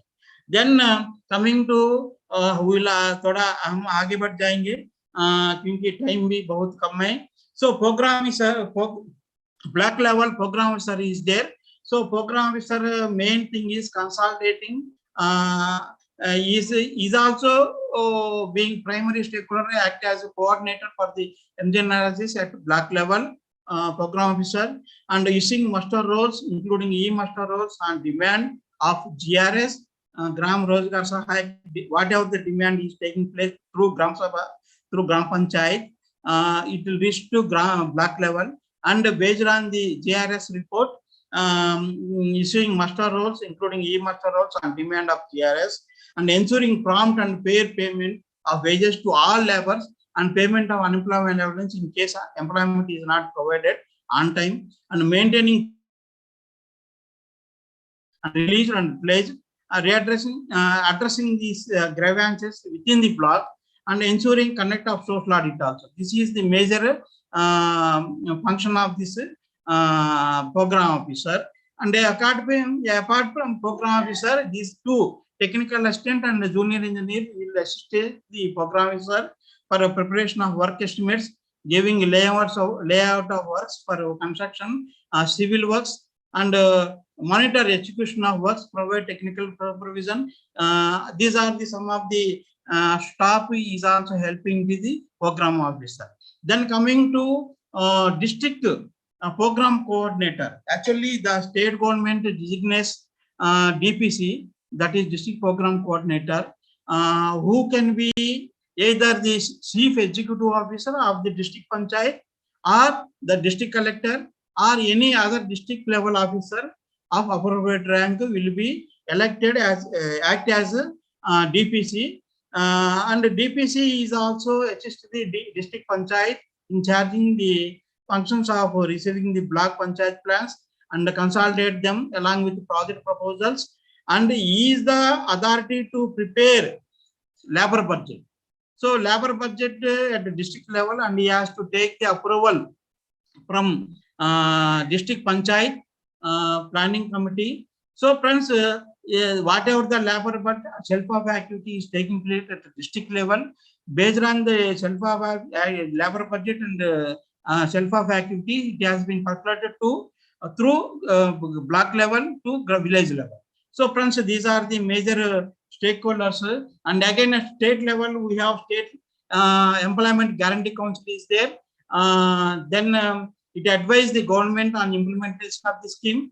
And again, at the central level, again we have central level Employment Guarantee Council. At the ministry level, it is also there, and advise the central government in all matters concerning the implementation of the act. So friends, these are the key stakeholders who perform different activities at a different level. So these are also we have discussed in length, and this is the process. So key process actually we have mentioned in the guidelines, that is the job card registration, then coming to application for work, then unemployment and if work is not provided within 15 days, the unemployment insurance also is being paid. And again, labor budget projection and work identification at TPC level. So friends, these are all different work processes also is taking place. And more so here one should has to aware the baseline survey to assess quantum and timing of work for demand for work. So that is important thing. So this baseline at Gram Panchayat level, these things have to perform before identification of it. Because every year in December, in the month of December, this labor budget and exercising the different activities, identification activities at Gram Panchayat level. So on the basis of demand for wage seekers, so that labor budget and the self-of activities will be prepared based on baseline survey. So baseline survey, identification of the needs and identification of resource envelope. So preparation of draft development plan. And again, as all you know, annual muster records are also there, calendar is there. So that based on that, this self-of activities will be identified, and every year, and it will be placed before the district panchayat. After approval, it has been calculated to up to Gram Panchayat level. So friends, these are the things will be taking place, the pre-process. That means whatever the Gram Panchayat should also synchronize the self-of project with the Gram Panchayat development plan. That is also there. Every year, Gram Panchayat development plan, annual action plan, or 5 years, 5 saal ke liye. These are all inbuilt in every year based on GPDP, that approval of Gram Sabha, then plan finalization, then consolidation of annual plans and labor budgets at block level and district level. Based on that, the work will be provided to wage seekers. Then the work will be performed, executed, and in stipulated time based on the time and motion aspects, of the different works.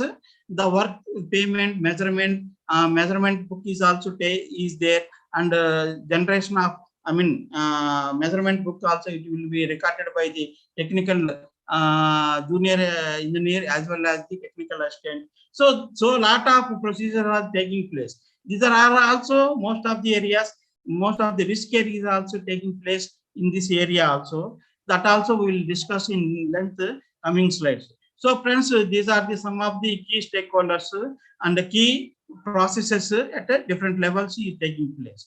Then these are some of the category of works, friends. In the MJNREGS, there are 4 types of category of works. Total 20 works are have to be taken up under this act. Category A, public works relating to natural resource management, and category B, individual assets for vulnerable sections. As all you know, social inclusion is the major core area under this MJNREGS. So under this social inclusion, vulnerable sections, ST, widow-headed households, widow women-headed households, disabled households, persons, these preference will be given to and primitive tribes are also there. So these people, this individual asset will be given. Individual assets, major things are land related, plantation related, as well as livestock related. So promotion of livestock, providing sheds, and providing some other kind of fisheries and fish dryers, storage facilities. These are the important asset creation, those and eligible households under this category B. And there are some common infrastructure from NRLM component central groups are also there. Category C works, that is agriculture related. There is a scheme under NRLM, Mahila Kisan Sahastikar Pariyojana. Under this scheme is also, there are some other kind of common infrastructure is also. Custom hiring centers are there, for example, and preparation of biopesticides and preparation of biofertilizers. So a lot of things are also there, and using the convergence mode, this common infrastructure is also made available. And rural infrastructure, category D works is also available under this scheme. So these are the some of the categories of works made available under this scheme. Then coming to this is the funding pattern of funds. The wages for unskilled labor, 100% share is the central share is inbuilt in this program, and the wages for skilled and unskilled labor, the cost of material, 75% central is sharing and 25% state has to share. That is there. And other components, administrative expenses as may be determined by central government time to time, and unemployment allowance. In the case of wage employment not provided within 15 days, the state has to pay it. And most of the cases, these things are also not happening. At the time of audit, internal audit, these most risk areas are also we are identifying in recent past. That also we'll discuss in length in coming slides. And Employment Guarantee Council are also there. Administrative expenses of the Central Employment Guarantee Council and administrative expenses of state has to pay. And central whatever the central CE GC is there, Central Employment Guarantee Council, that administrative expenses will be provided by the central state. So friends, these are the some of the things, and fund flow is taking place like this. Funds transferred to central government, state employment guarantee council, then district, then through EFMS, payment of wages and payment of material and administrative expenditure. So this is the things, friends, and this is important aspect in the MG Narega list of records to be maintained. So these are the some of most of the cases, risky areas are also we are identifying at the time of audit for maintenance of these records. Most of the cases, these records are also not placed, put placed at the time of audit. That is also some areas we have identified. So one is the tender contract register is there. This register to be maintained at the Gram Panchayat and the Block Panchayat level, and the main content, this register will contain information on details of tender advertised or floated by Gram Panchayat or that Gram district level, or copy of the tender advertisement and copy of agency vendors. These are the some of the record has to be maintained by the GP level by Panchayat secretary, or block level by program officer, and at district level by district program coordinator. And another one is the material procurement register is also there, and at a GP level, at block level, these things has to be maintained. And e-master roll, issue folder or register, it should be maintained by the program officer at a block level. And there are e-master roll receipts folder and receipt for GPs, and GP and other implementing agency has to maintain this e-master rolls. And most of the things when audit team visits at program office at block level, these records or master rolls are also deleted. Those things are also we have identified some of the major risks due to some other delay in payments is taking place. That's why to avoid such kind of lacunas, most of the Gram Panchayat block level, the e-master rolls are also deleted. That is also we have identified one of the major risk, high risk areas. So friends, these are the some of the registers has to maintain at different levels. And another one is asset registry is also there at a Gram Panchayat level, and Panchayat secretary, and at block level programs has to maintain. And the complaint register is also there at a Gram Panchayat. These things are also some of the areas not maintained. That also at the time of audit team identified. And another kind of things are all financial records. These are all important things.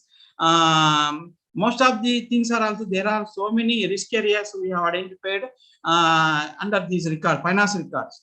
So voucher folder is there, grant register is also there, and cash book and ledger, stock register, monthly receipts and payments. So friends, these are the register also supposed to be maintained at a different levels. The PPT is already I have shared. Due to time paucity, I am just highlighting the points here in this presentation. And apart from the above records, there are 7 registers to be maintained at a Gram Panchayat level. So friends, one register 1 is the job card register is there. All job card details it has to be mentioned in this register. And register 2, Gram Sabha meeting minutes. This is also important thing. So whatever the work they identified and that work and execution, all these things, approval, everything, the minutes it has to be maintained in this record. And another record 3, employment register is there, demand for work, allocation of work, and payment of wages register. And another register is register for work, and fixed asset register is also there, and complaint register is also there, and a material register. These are 7 registers are mandatory. Each Gram Panchayat has to maintain. Then coming to some administrative expenditure also. Earlier I have not mentioned the financial pattern. Here separately I have mentioned here because there are some kind of important things under this administrative expenditure is there. So government provides up to 86% of the total expenditure on NREGA in financial year. And out of the administrative cost allowed under the scheme, at least 1/3 shall be utilized at the Gram Panchayat level to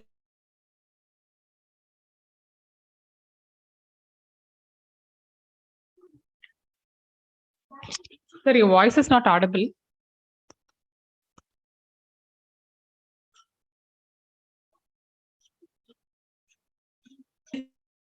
Hemanta sir? Maybe disconnect.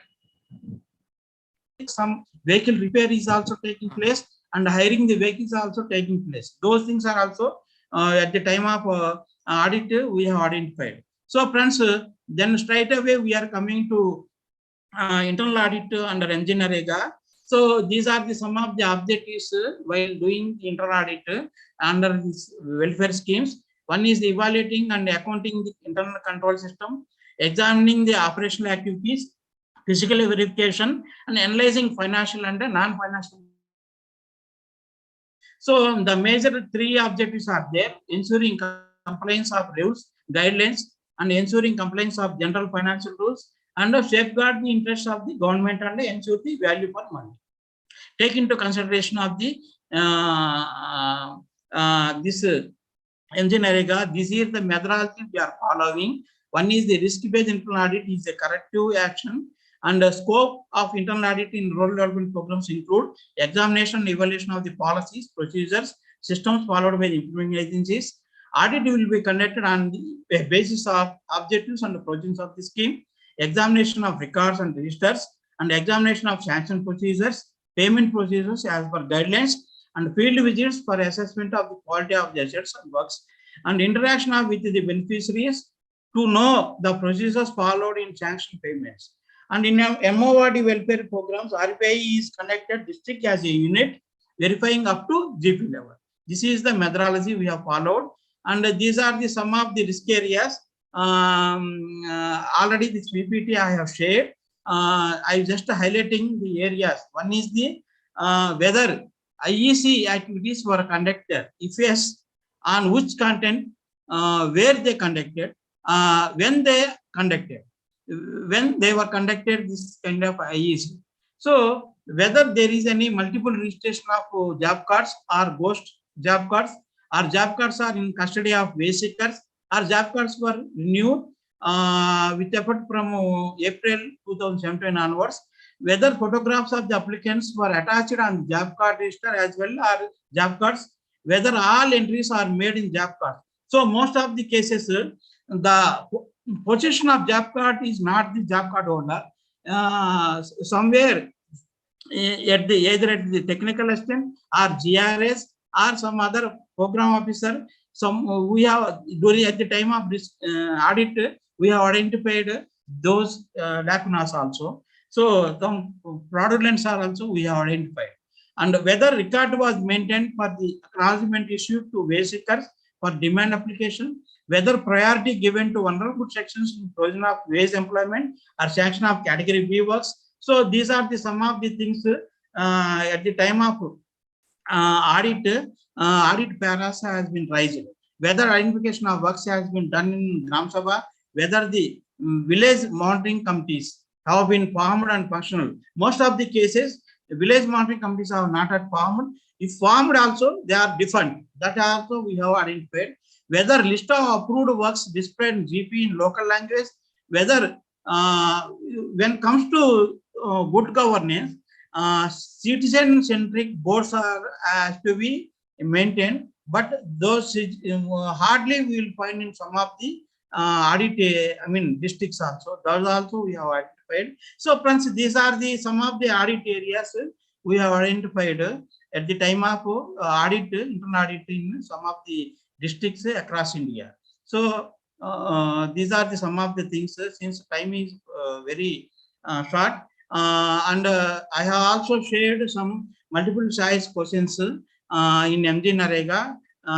So this we will take up in due course of time. Now I am going to another scheme is Day NRL. So Deen Dayal Antyodaya Yojana, National Rural Livelihood Mission. Friends, NRLM aims to alleviate rural poverty and create sustainable livelihoods opportunity for the rural poor, and to promote sustainable community-based institutions which will facilitate provision of financial services, economic services, and other entitlement of the rural poor. So, friends, in order to implement the program in a mission mode, central government has, each state has to set up national rural livelihood promotion societies or state rural livelihood missions or state rural livelihood promoting societies. So accordingly, most of the states they have promoted, for example, Bihar State Rural Livelihood Mission and Jharkhand State Rural Livelihood Promotion Society. So like that, each and every state they have set up the this implementing agencies in a mission mode, initiated as a compact, professional and multidisciplinary body to provide wide-ranging of professional and technical support at a national as well as the state level. This is the brief about the NRLM. And NRLM works under these three pillars. One is the enhancing and expanding existing livelihoods of the poor. That means portfolio of the livelihoods of the poor. So whatever the livelihood at present they are taking up, and how it will be expanded in different aspects of strengthening the different capacities or capitals of the the poor, especially human capital. If human capital is कमी है, इसमें कितना कहाँ तक हम strengthen करना है, वो क्षमता establishing, improving the capacities of the poor, or physical capital or financial capital. Wherever it is lacunas are there, or it is in very low in capacities, that has to be ensured through enhancing and expanding the livelihoods option of the poor. This is one kind of pillar the scheme is working. Another one is the building skills for jobs market for outside, and the third one is the nurturing self-employed and entrepreneurs for micro enterprises. These are the three pillars the scheme is being implemented. So friends, here there are some important aspects under the scheme. One is the universal mobilization is there. One woman is from all poor households to be mobilized into SHGs, and the promotion of federations of SHGs for long-term support and sustainability. These federations at a village level, or at a cluster level, or at block level, or sub-district level, district level, like that. And continuous capacity building and remaining engaged, continuous handholding support to poor households for 6 to 8 years. Later on, they'll link to bank, and bank linkage, financial inclusion is also taking place. So a lot of things are there, very good initiatives have been taking place across India. and shift from subsidy regime to capital formation, and promotion of multiple livelihoods, farm, non-farm, skill-based. These are some of the areas where the scheme, some of the activities are inbuilt under the scheme. Then coming to, this is the institution of the poor. As I mentioned earlier, this is the promotion of federations. So at village level, we call it as village level federation. So self-help groups, as all you know, 10 to 20 members. It will promote the village organizations, one level of federation, and another cluster level federation, another level of federations. So these federations will give the support services to its members as well as its lower federations. Say, for example, village organization. Village organization will give you the support services to in the form of capacity building and in the form of financial inclusion, financial to bank linkage and every other services and access to public services. For example, midday meal, or that is one kind of, or PDS distribution, or for example, this school children's uniform, tailoring and other kind of things. These are some of the examples of support services, public services, will giving for the handholding exercises to self-help groups. And cluster level federation, same way, cluster level federation will give the support services to village organization members. So this kind of federation level institutionalization of these activities are also inbuilt in under the scheme. Then coming to, these are the some of the financial services funds to SHGs and village organizations. One is the revolving fund is there. Another one is the community investment fund is also there, and the interest subvention fund is also there. So friends, most of the cases during the audit, these things are also not happening. Even this bank loan 7% additional subvention, 3% on prompt repayment, these things are all not familiarized to self-help groups. That also we have identified at the time of audit. So friends, that is so many things we will discuss in length in coming slides. These are the financial services made available to its self-help groups and other farmer members. So friends, as I mentioned earlier, this is important aspect under this NRLM. One is the capitalization strategy. See, internal lending is there. First meeting, internal lending. That means thrift. Thrift is there. Internal lending, loan disbursement to its members, and repayment, interest charging, and again expanding, capitalizing. So thrift to savings to capitalization strategy. Second month, opening up bank account, and third month, seeing the performance and Panchasutra, as all you are aware that the regular meeting, regular repayment, or regular book maintaining, these are all Panchasutras are there. So take into concept maintenance of these Panchasutras and performance of the SHGs. The revolving fund will be provided to these members, and members have to prepare micro credit plans. That is there, and later on 6 to 8 months they will get a community critical investment fund is also there, and then bank, once performance of this kind of SHGs and federations, bank credit linkage is also extended, and later on months. This kind of capitalization strategy is also very good inbuilt under this scheme. So friends, these are some of the things, and support mechanisms. There are support mechanisms are also inbuilt under scheme to institutionalize of the SHG members, as well as capitalization strategy of the different levels of the SHGs. So up to bank linkage, first linkage, second linkage, and third linkage. So Bank Mitra is there. Bank Mitra is the literate women identified by the village organization. This is one of the federations from same community, and help SHG members in the banking transactions. And another one is the community-based recovery mechanism is also there, facilitating and ensuring almost 100% recovery by the community itself, and evolving a proper system. And web-based monitoring mechanism is also there. And there are some memorandum of understanding banks. Some of the SHGs or some of the SHG federations, they are on par with the commercial bank.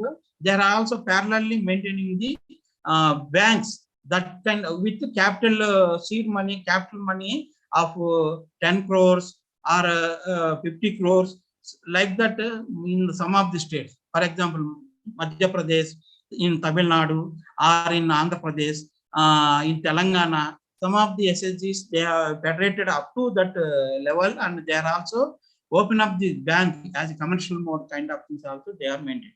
So friends, these are the convergence. Another kind of important thing under the scheme is, one is the through NGNREGS and aggregation department.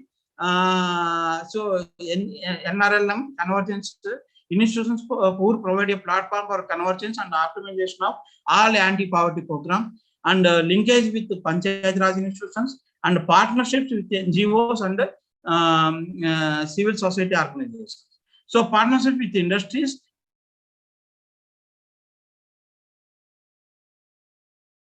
under this scheme. So friends, these are some of the important things. Apart from, there is a Mahila Kisan Sanstha Pariyojana. This has been launched in the 2011. Is a special program for livelihood enhancement under the NRL, especially empowerment of women, marginal and small farmers are there under this SSG group federation. So it is a concerted effort to recognize the role of women in agriculture, to enhance their capacities and increase their income in agriculture and allied activities. And here the main aim is to ensure household food and nutrition security of the poor, of the poorest of the poor. Apart from two livelihood interventions, alternative livelihood is also apart from agriculture. Say for example, agriculture is the main prime livelihood. Apart from livestock rearing is also another. So if agriculture main primary livelihood intervention fails, that alternative livelihood will support them. So in that way, agriculture and NTFE, non-timber forest products are there. So in forest fringe areas. So like that, lot of livelihood interventions, alternative livelihood interventions, support services, as well as nutrition and security level also. This scheme is providing, made available under the day NRL.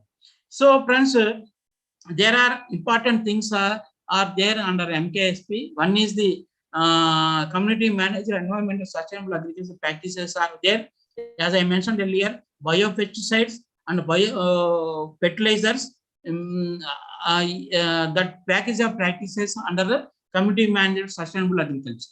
That is also made available, and that knowledge is also percolated among women self-help group members. Support to various strategies and ways to reducing drudgery of Mahila Kisans, and supporting institutions around agriculture and allied activities to strengthen livelihood of the poor, and developing a wide pool of community practitioners. This is one kind of important stakeholder. Resource person, we call it as community practitioners, community resource persons, which handling exercise support services will be made available to different self-help group or Mahila Kisans, those who have taken up different activities under the scheme. So CRPs will be identified one among self-help group members, those who are well versed with different livelihood interventions and capacities are under the scheme. So these people will extend service delivery and countrywide scale up of the best practices also taking place across India. So NDFP value chains are also inbuilt in this program. NRLM implements Ajivika skills program. 25% of funds earmarked for skill-based employment. That means start of village interventions program is also inbuilt under this scheme. So lot of scope is made available for sustainable livelihood practices under this scheme. So friends, these are the some of the audit areas DNRL we identified. One is the support structure have appropriate composition at all levels. Here, most of the cases, the support service structure is not inbuilt. That also we some of the audit paras have raised under this area, and appropriate whether appropriate authority is supervising these support services, that also some of the audit paras has been raised, and rolling of SEHY to most of the district areas, Swarojgar Yojana, Samruddhi Yojana to sustainable day NRLM have taken place within 10 months. It has to be supposed to be, but the rolling of these things are also not taking place. Some of the audit para also raised in this area also. That also we have documented. And whether adequate and capable human resources have been placed.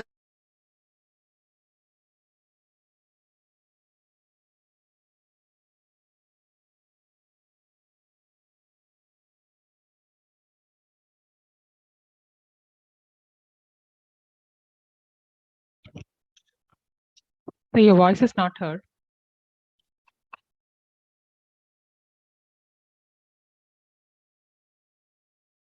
States or districts, they have not made in that way. And identification of clusters have been done in accordance with the priority criterion laid down in the framework. So some of the audit pair also raised in this area also. So these are the some of the things, and the state perspective plan is also there, and initial annual action plan is also there. Have been prepared, or appraisal completed, and plan has been approved or not.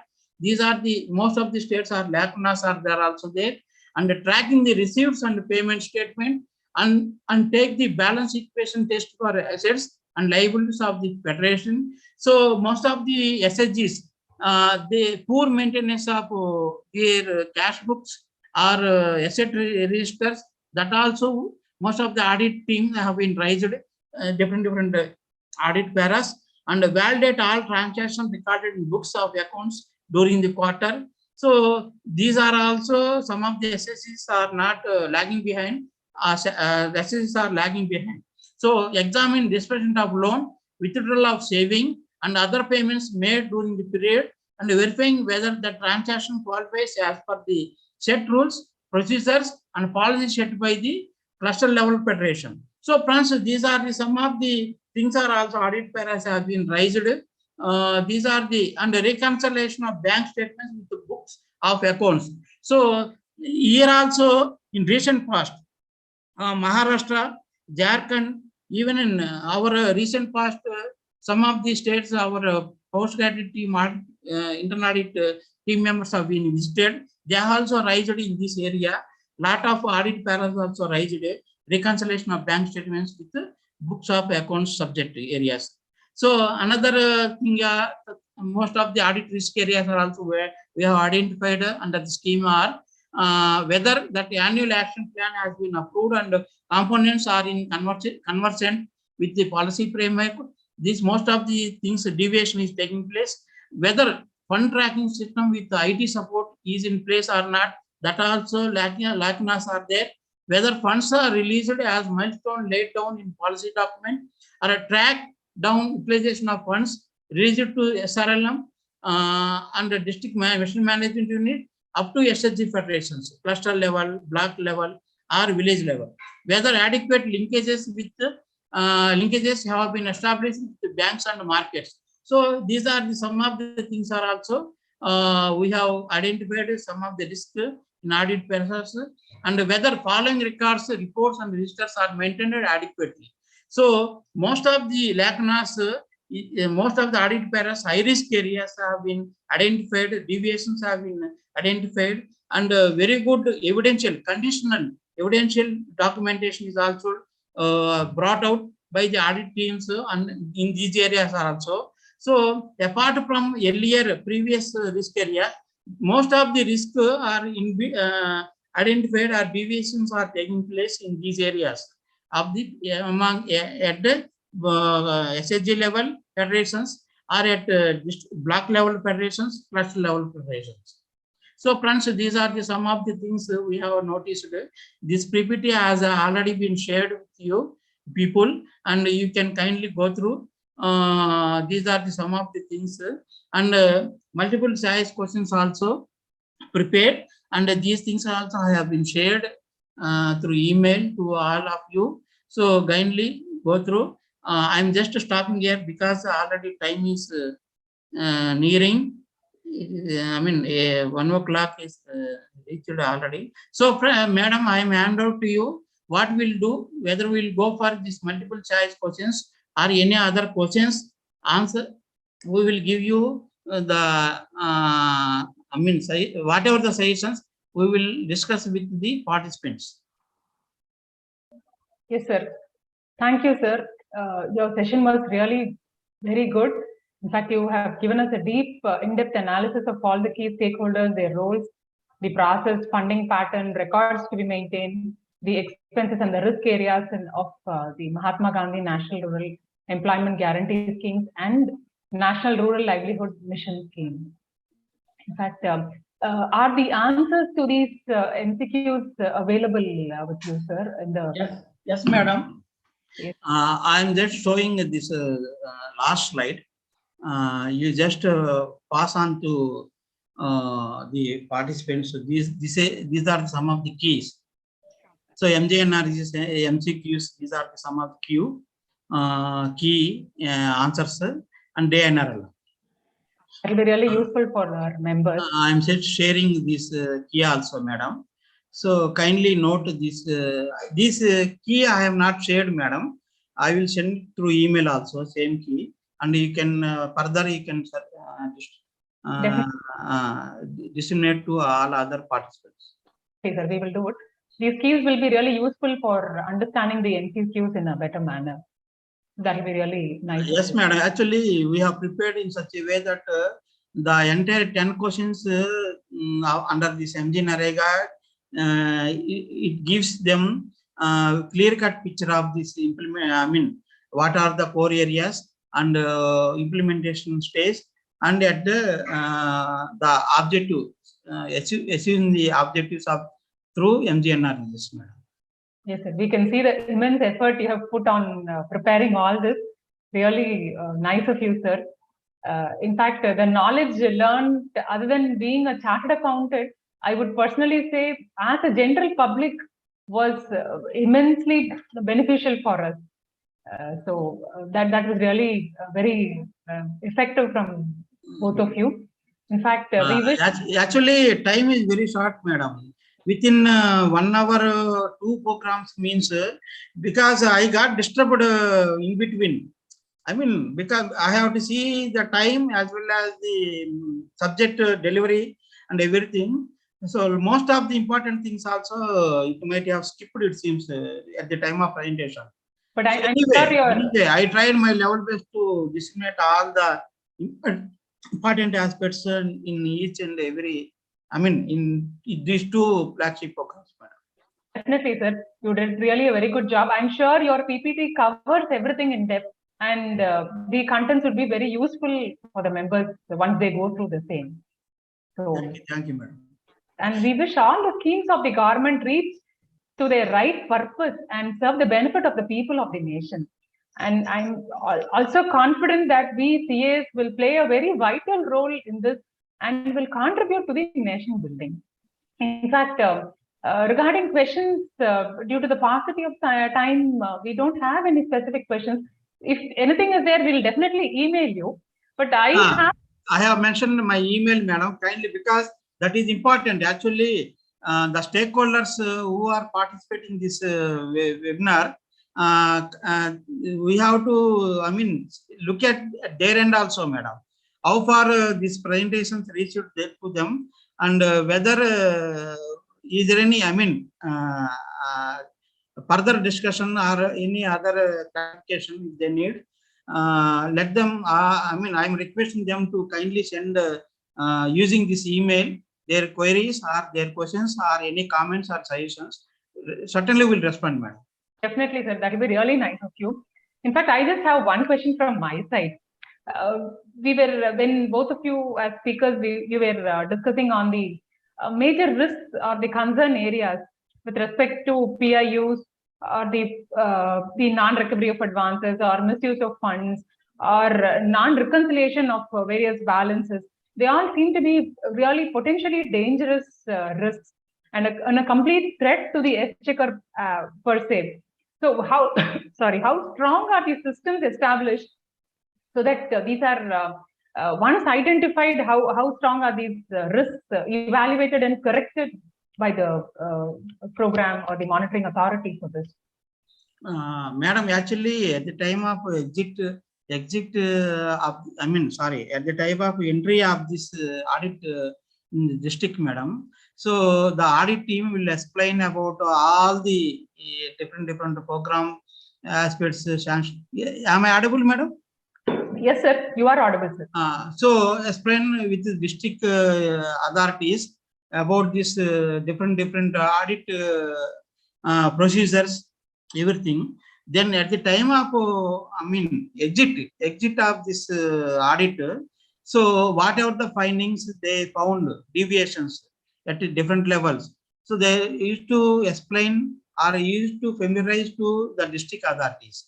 So district authorities, that is not the right platform. So whatever the deviations or conditions, evidential document, everything with photographs, with photocopies or whatever the things. So this report we will submit to Office of CCA. So Office of CCA has to take further step. There should be stringent action taken at this manner. Otherwise, very because casual way, each and every state they have taken these audit paras, madam. Whatever the right paras, okay, we will take up, we will initiate the corrective measures like that they used to tell. But no, there is no stringent mechanism to implement or whatever the audit paras to take action taken activities. That is very poor, taking into consideration of my experience over the period, madam. So the Office of CCA has to initiate to write to the states or districts and the action taken activities and further follow-up action also has to robust action. Follow-up action has to be implemented. Otherwise, what we call but namesake, this audit will remain there without any solution, madam. True. Very true, sir. I wish all these concerns are really addressed through. And can you just also explain me whether social audit would it really play a vital role in correcting all these factors? Sure, madam. Social audit actually is taking vital role, especially because most of the cases at the time of our internal auditors team, when they gone through the social audit reports, most of the things the complaints raised at the time of, the findings different audit social audit findings that the complaints have not addressed, madam. So whether this whatever the audit social audit findings they attended or not, most of the cases we are receiving zero performance, madam. Social audit is taking place, especially NREGS scheme, but remaining schemes hardly will find social audit, madam. Only on the ground the social audit is taking place vibrantly or effectively under MGNREGS. So that even MGNREGS, whatever social audit findings, some of the areas the action 100% action has been taken, but the remaining other areas around 40 to 45% social audit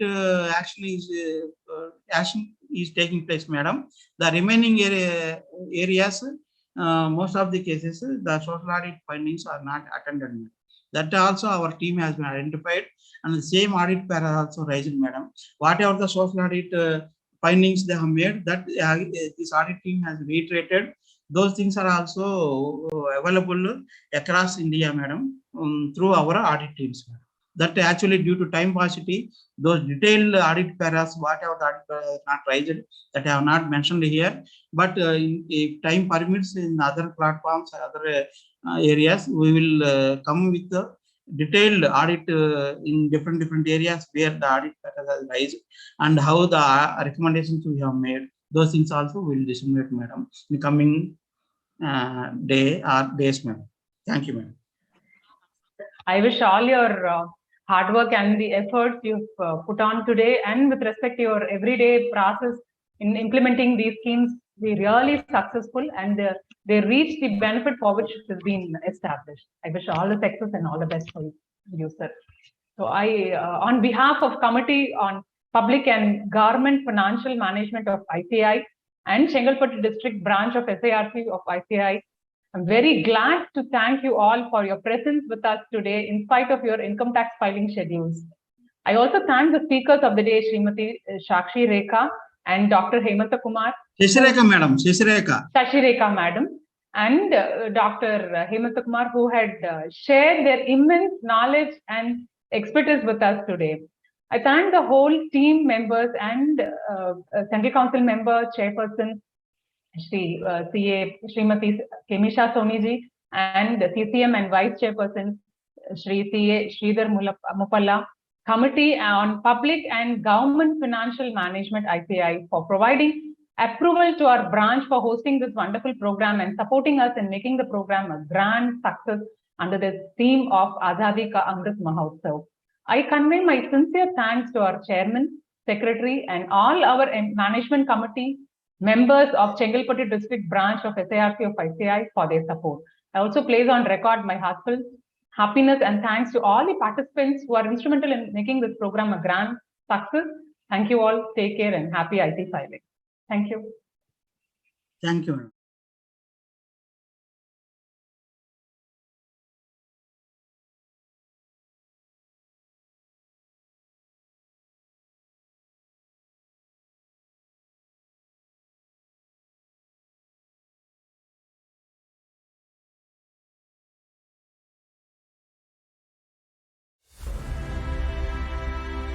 Geographically, the 7th largest country in the world, one of the oldest civilization, world's 6th largest economy, a global hub for innovation with one of the largest startup ecosystem. India, city of Mumbai on the western coast of Arabian Sea, among the most advanced and modern metropolises in the world, and the financial capital of India, gears up to host the most prestigious accountancy event of the world, 21st World Congress of Accountants from 18th to 21st November 2022, an event held every 4 years. The Olympic of Accountancy Profession. India hosts the event for the first time in 118 years since the WCOA came into being in 1904. Around 10,000 delegates expected to join virtually. More than 6,000 delegates from over 135 countries would congregate to exchange views at the world's most advanced Geo World Convention Center. The theme, Building Trust, Enabling Sustainability, will inspire the future of accountancy profession to create sustainable economies for the future. The ICAI is honored to be the host for this mega event, which will bring together the world's largest conglomeration of professional accountants, regulators, leaders, and visionaries to advance the cause of the global accountancy profession. Now, with the ease of travel restrictions across the world and the situation returning to normal, we are working towards creating a never before and a unique experience for all our delegates. The year 2022 marks the 75th year of India's independence, and the Government of India is celebrating the year in a big way to showcase the glorious history of India. World Congress of Accountants 2022 would also be celebrated as a mega event to showcase the important role that the accountancy profession has been playing in the economic and social development of the country. A never before witnessed unique experience of learning future trends, emerging avenues, enhancing skill sets, networking, and to explore the incredible India awaits you. We at ICAI are pleased to host you here in Mumbai, the financial capital of India, for the 21st World Congress of Accountants with the theme Building Trust, Enabling Sustainability from November 18 to 21, 2022, and give you a professionally enriching and personally rejuvenating experience. We are hopeful that the conference shall be stimulating and productive, and your stay in India will be a memorable experience. Once again, we invite you for this enthralling convergence in India, the land of multicultural, historical, and spiritual inheritance since centuries. Insights from the stalwarts of the profession, international and national standard setters, regulators, and trendsetters will constitute the panel of speakers at WCOA 2022. Let your dream get bigger. Come, be a part of this mega celebration. For registration and sponsorship opportunities, contact. Organized by Institute of Chartered Accountants of India under the aegis of IFAC.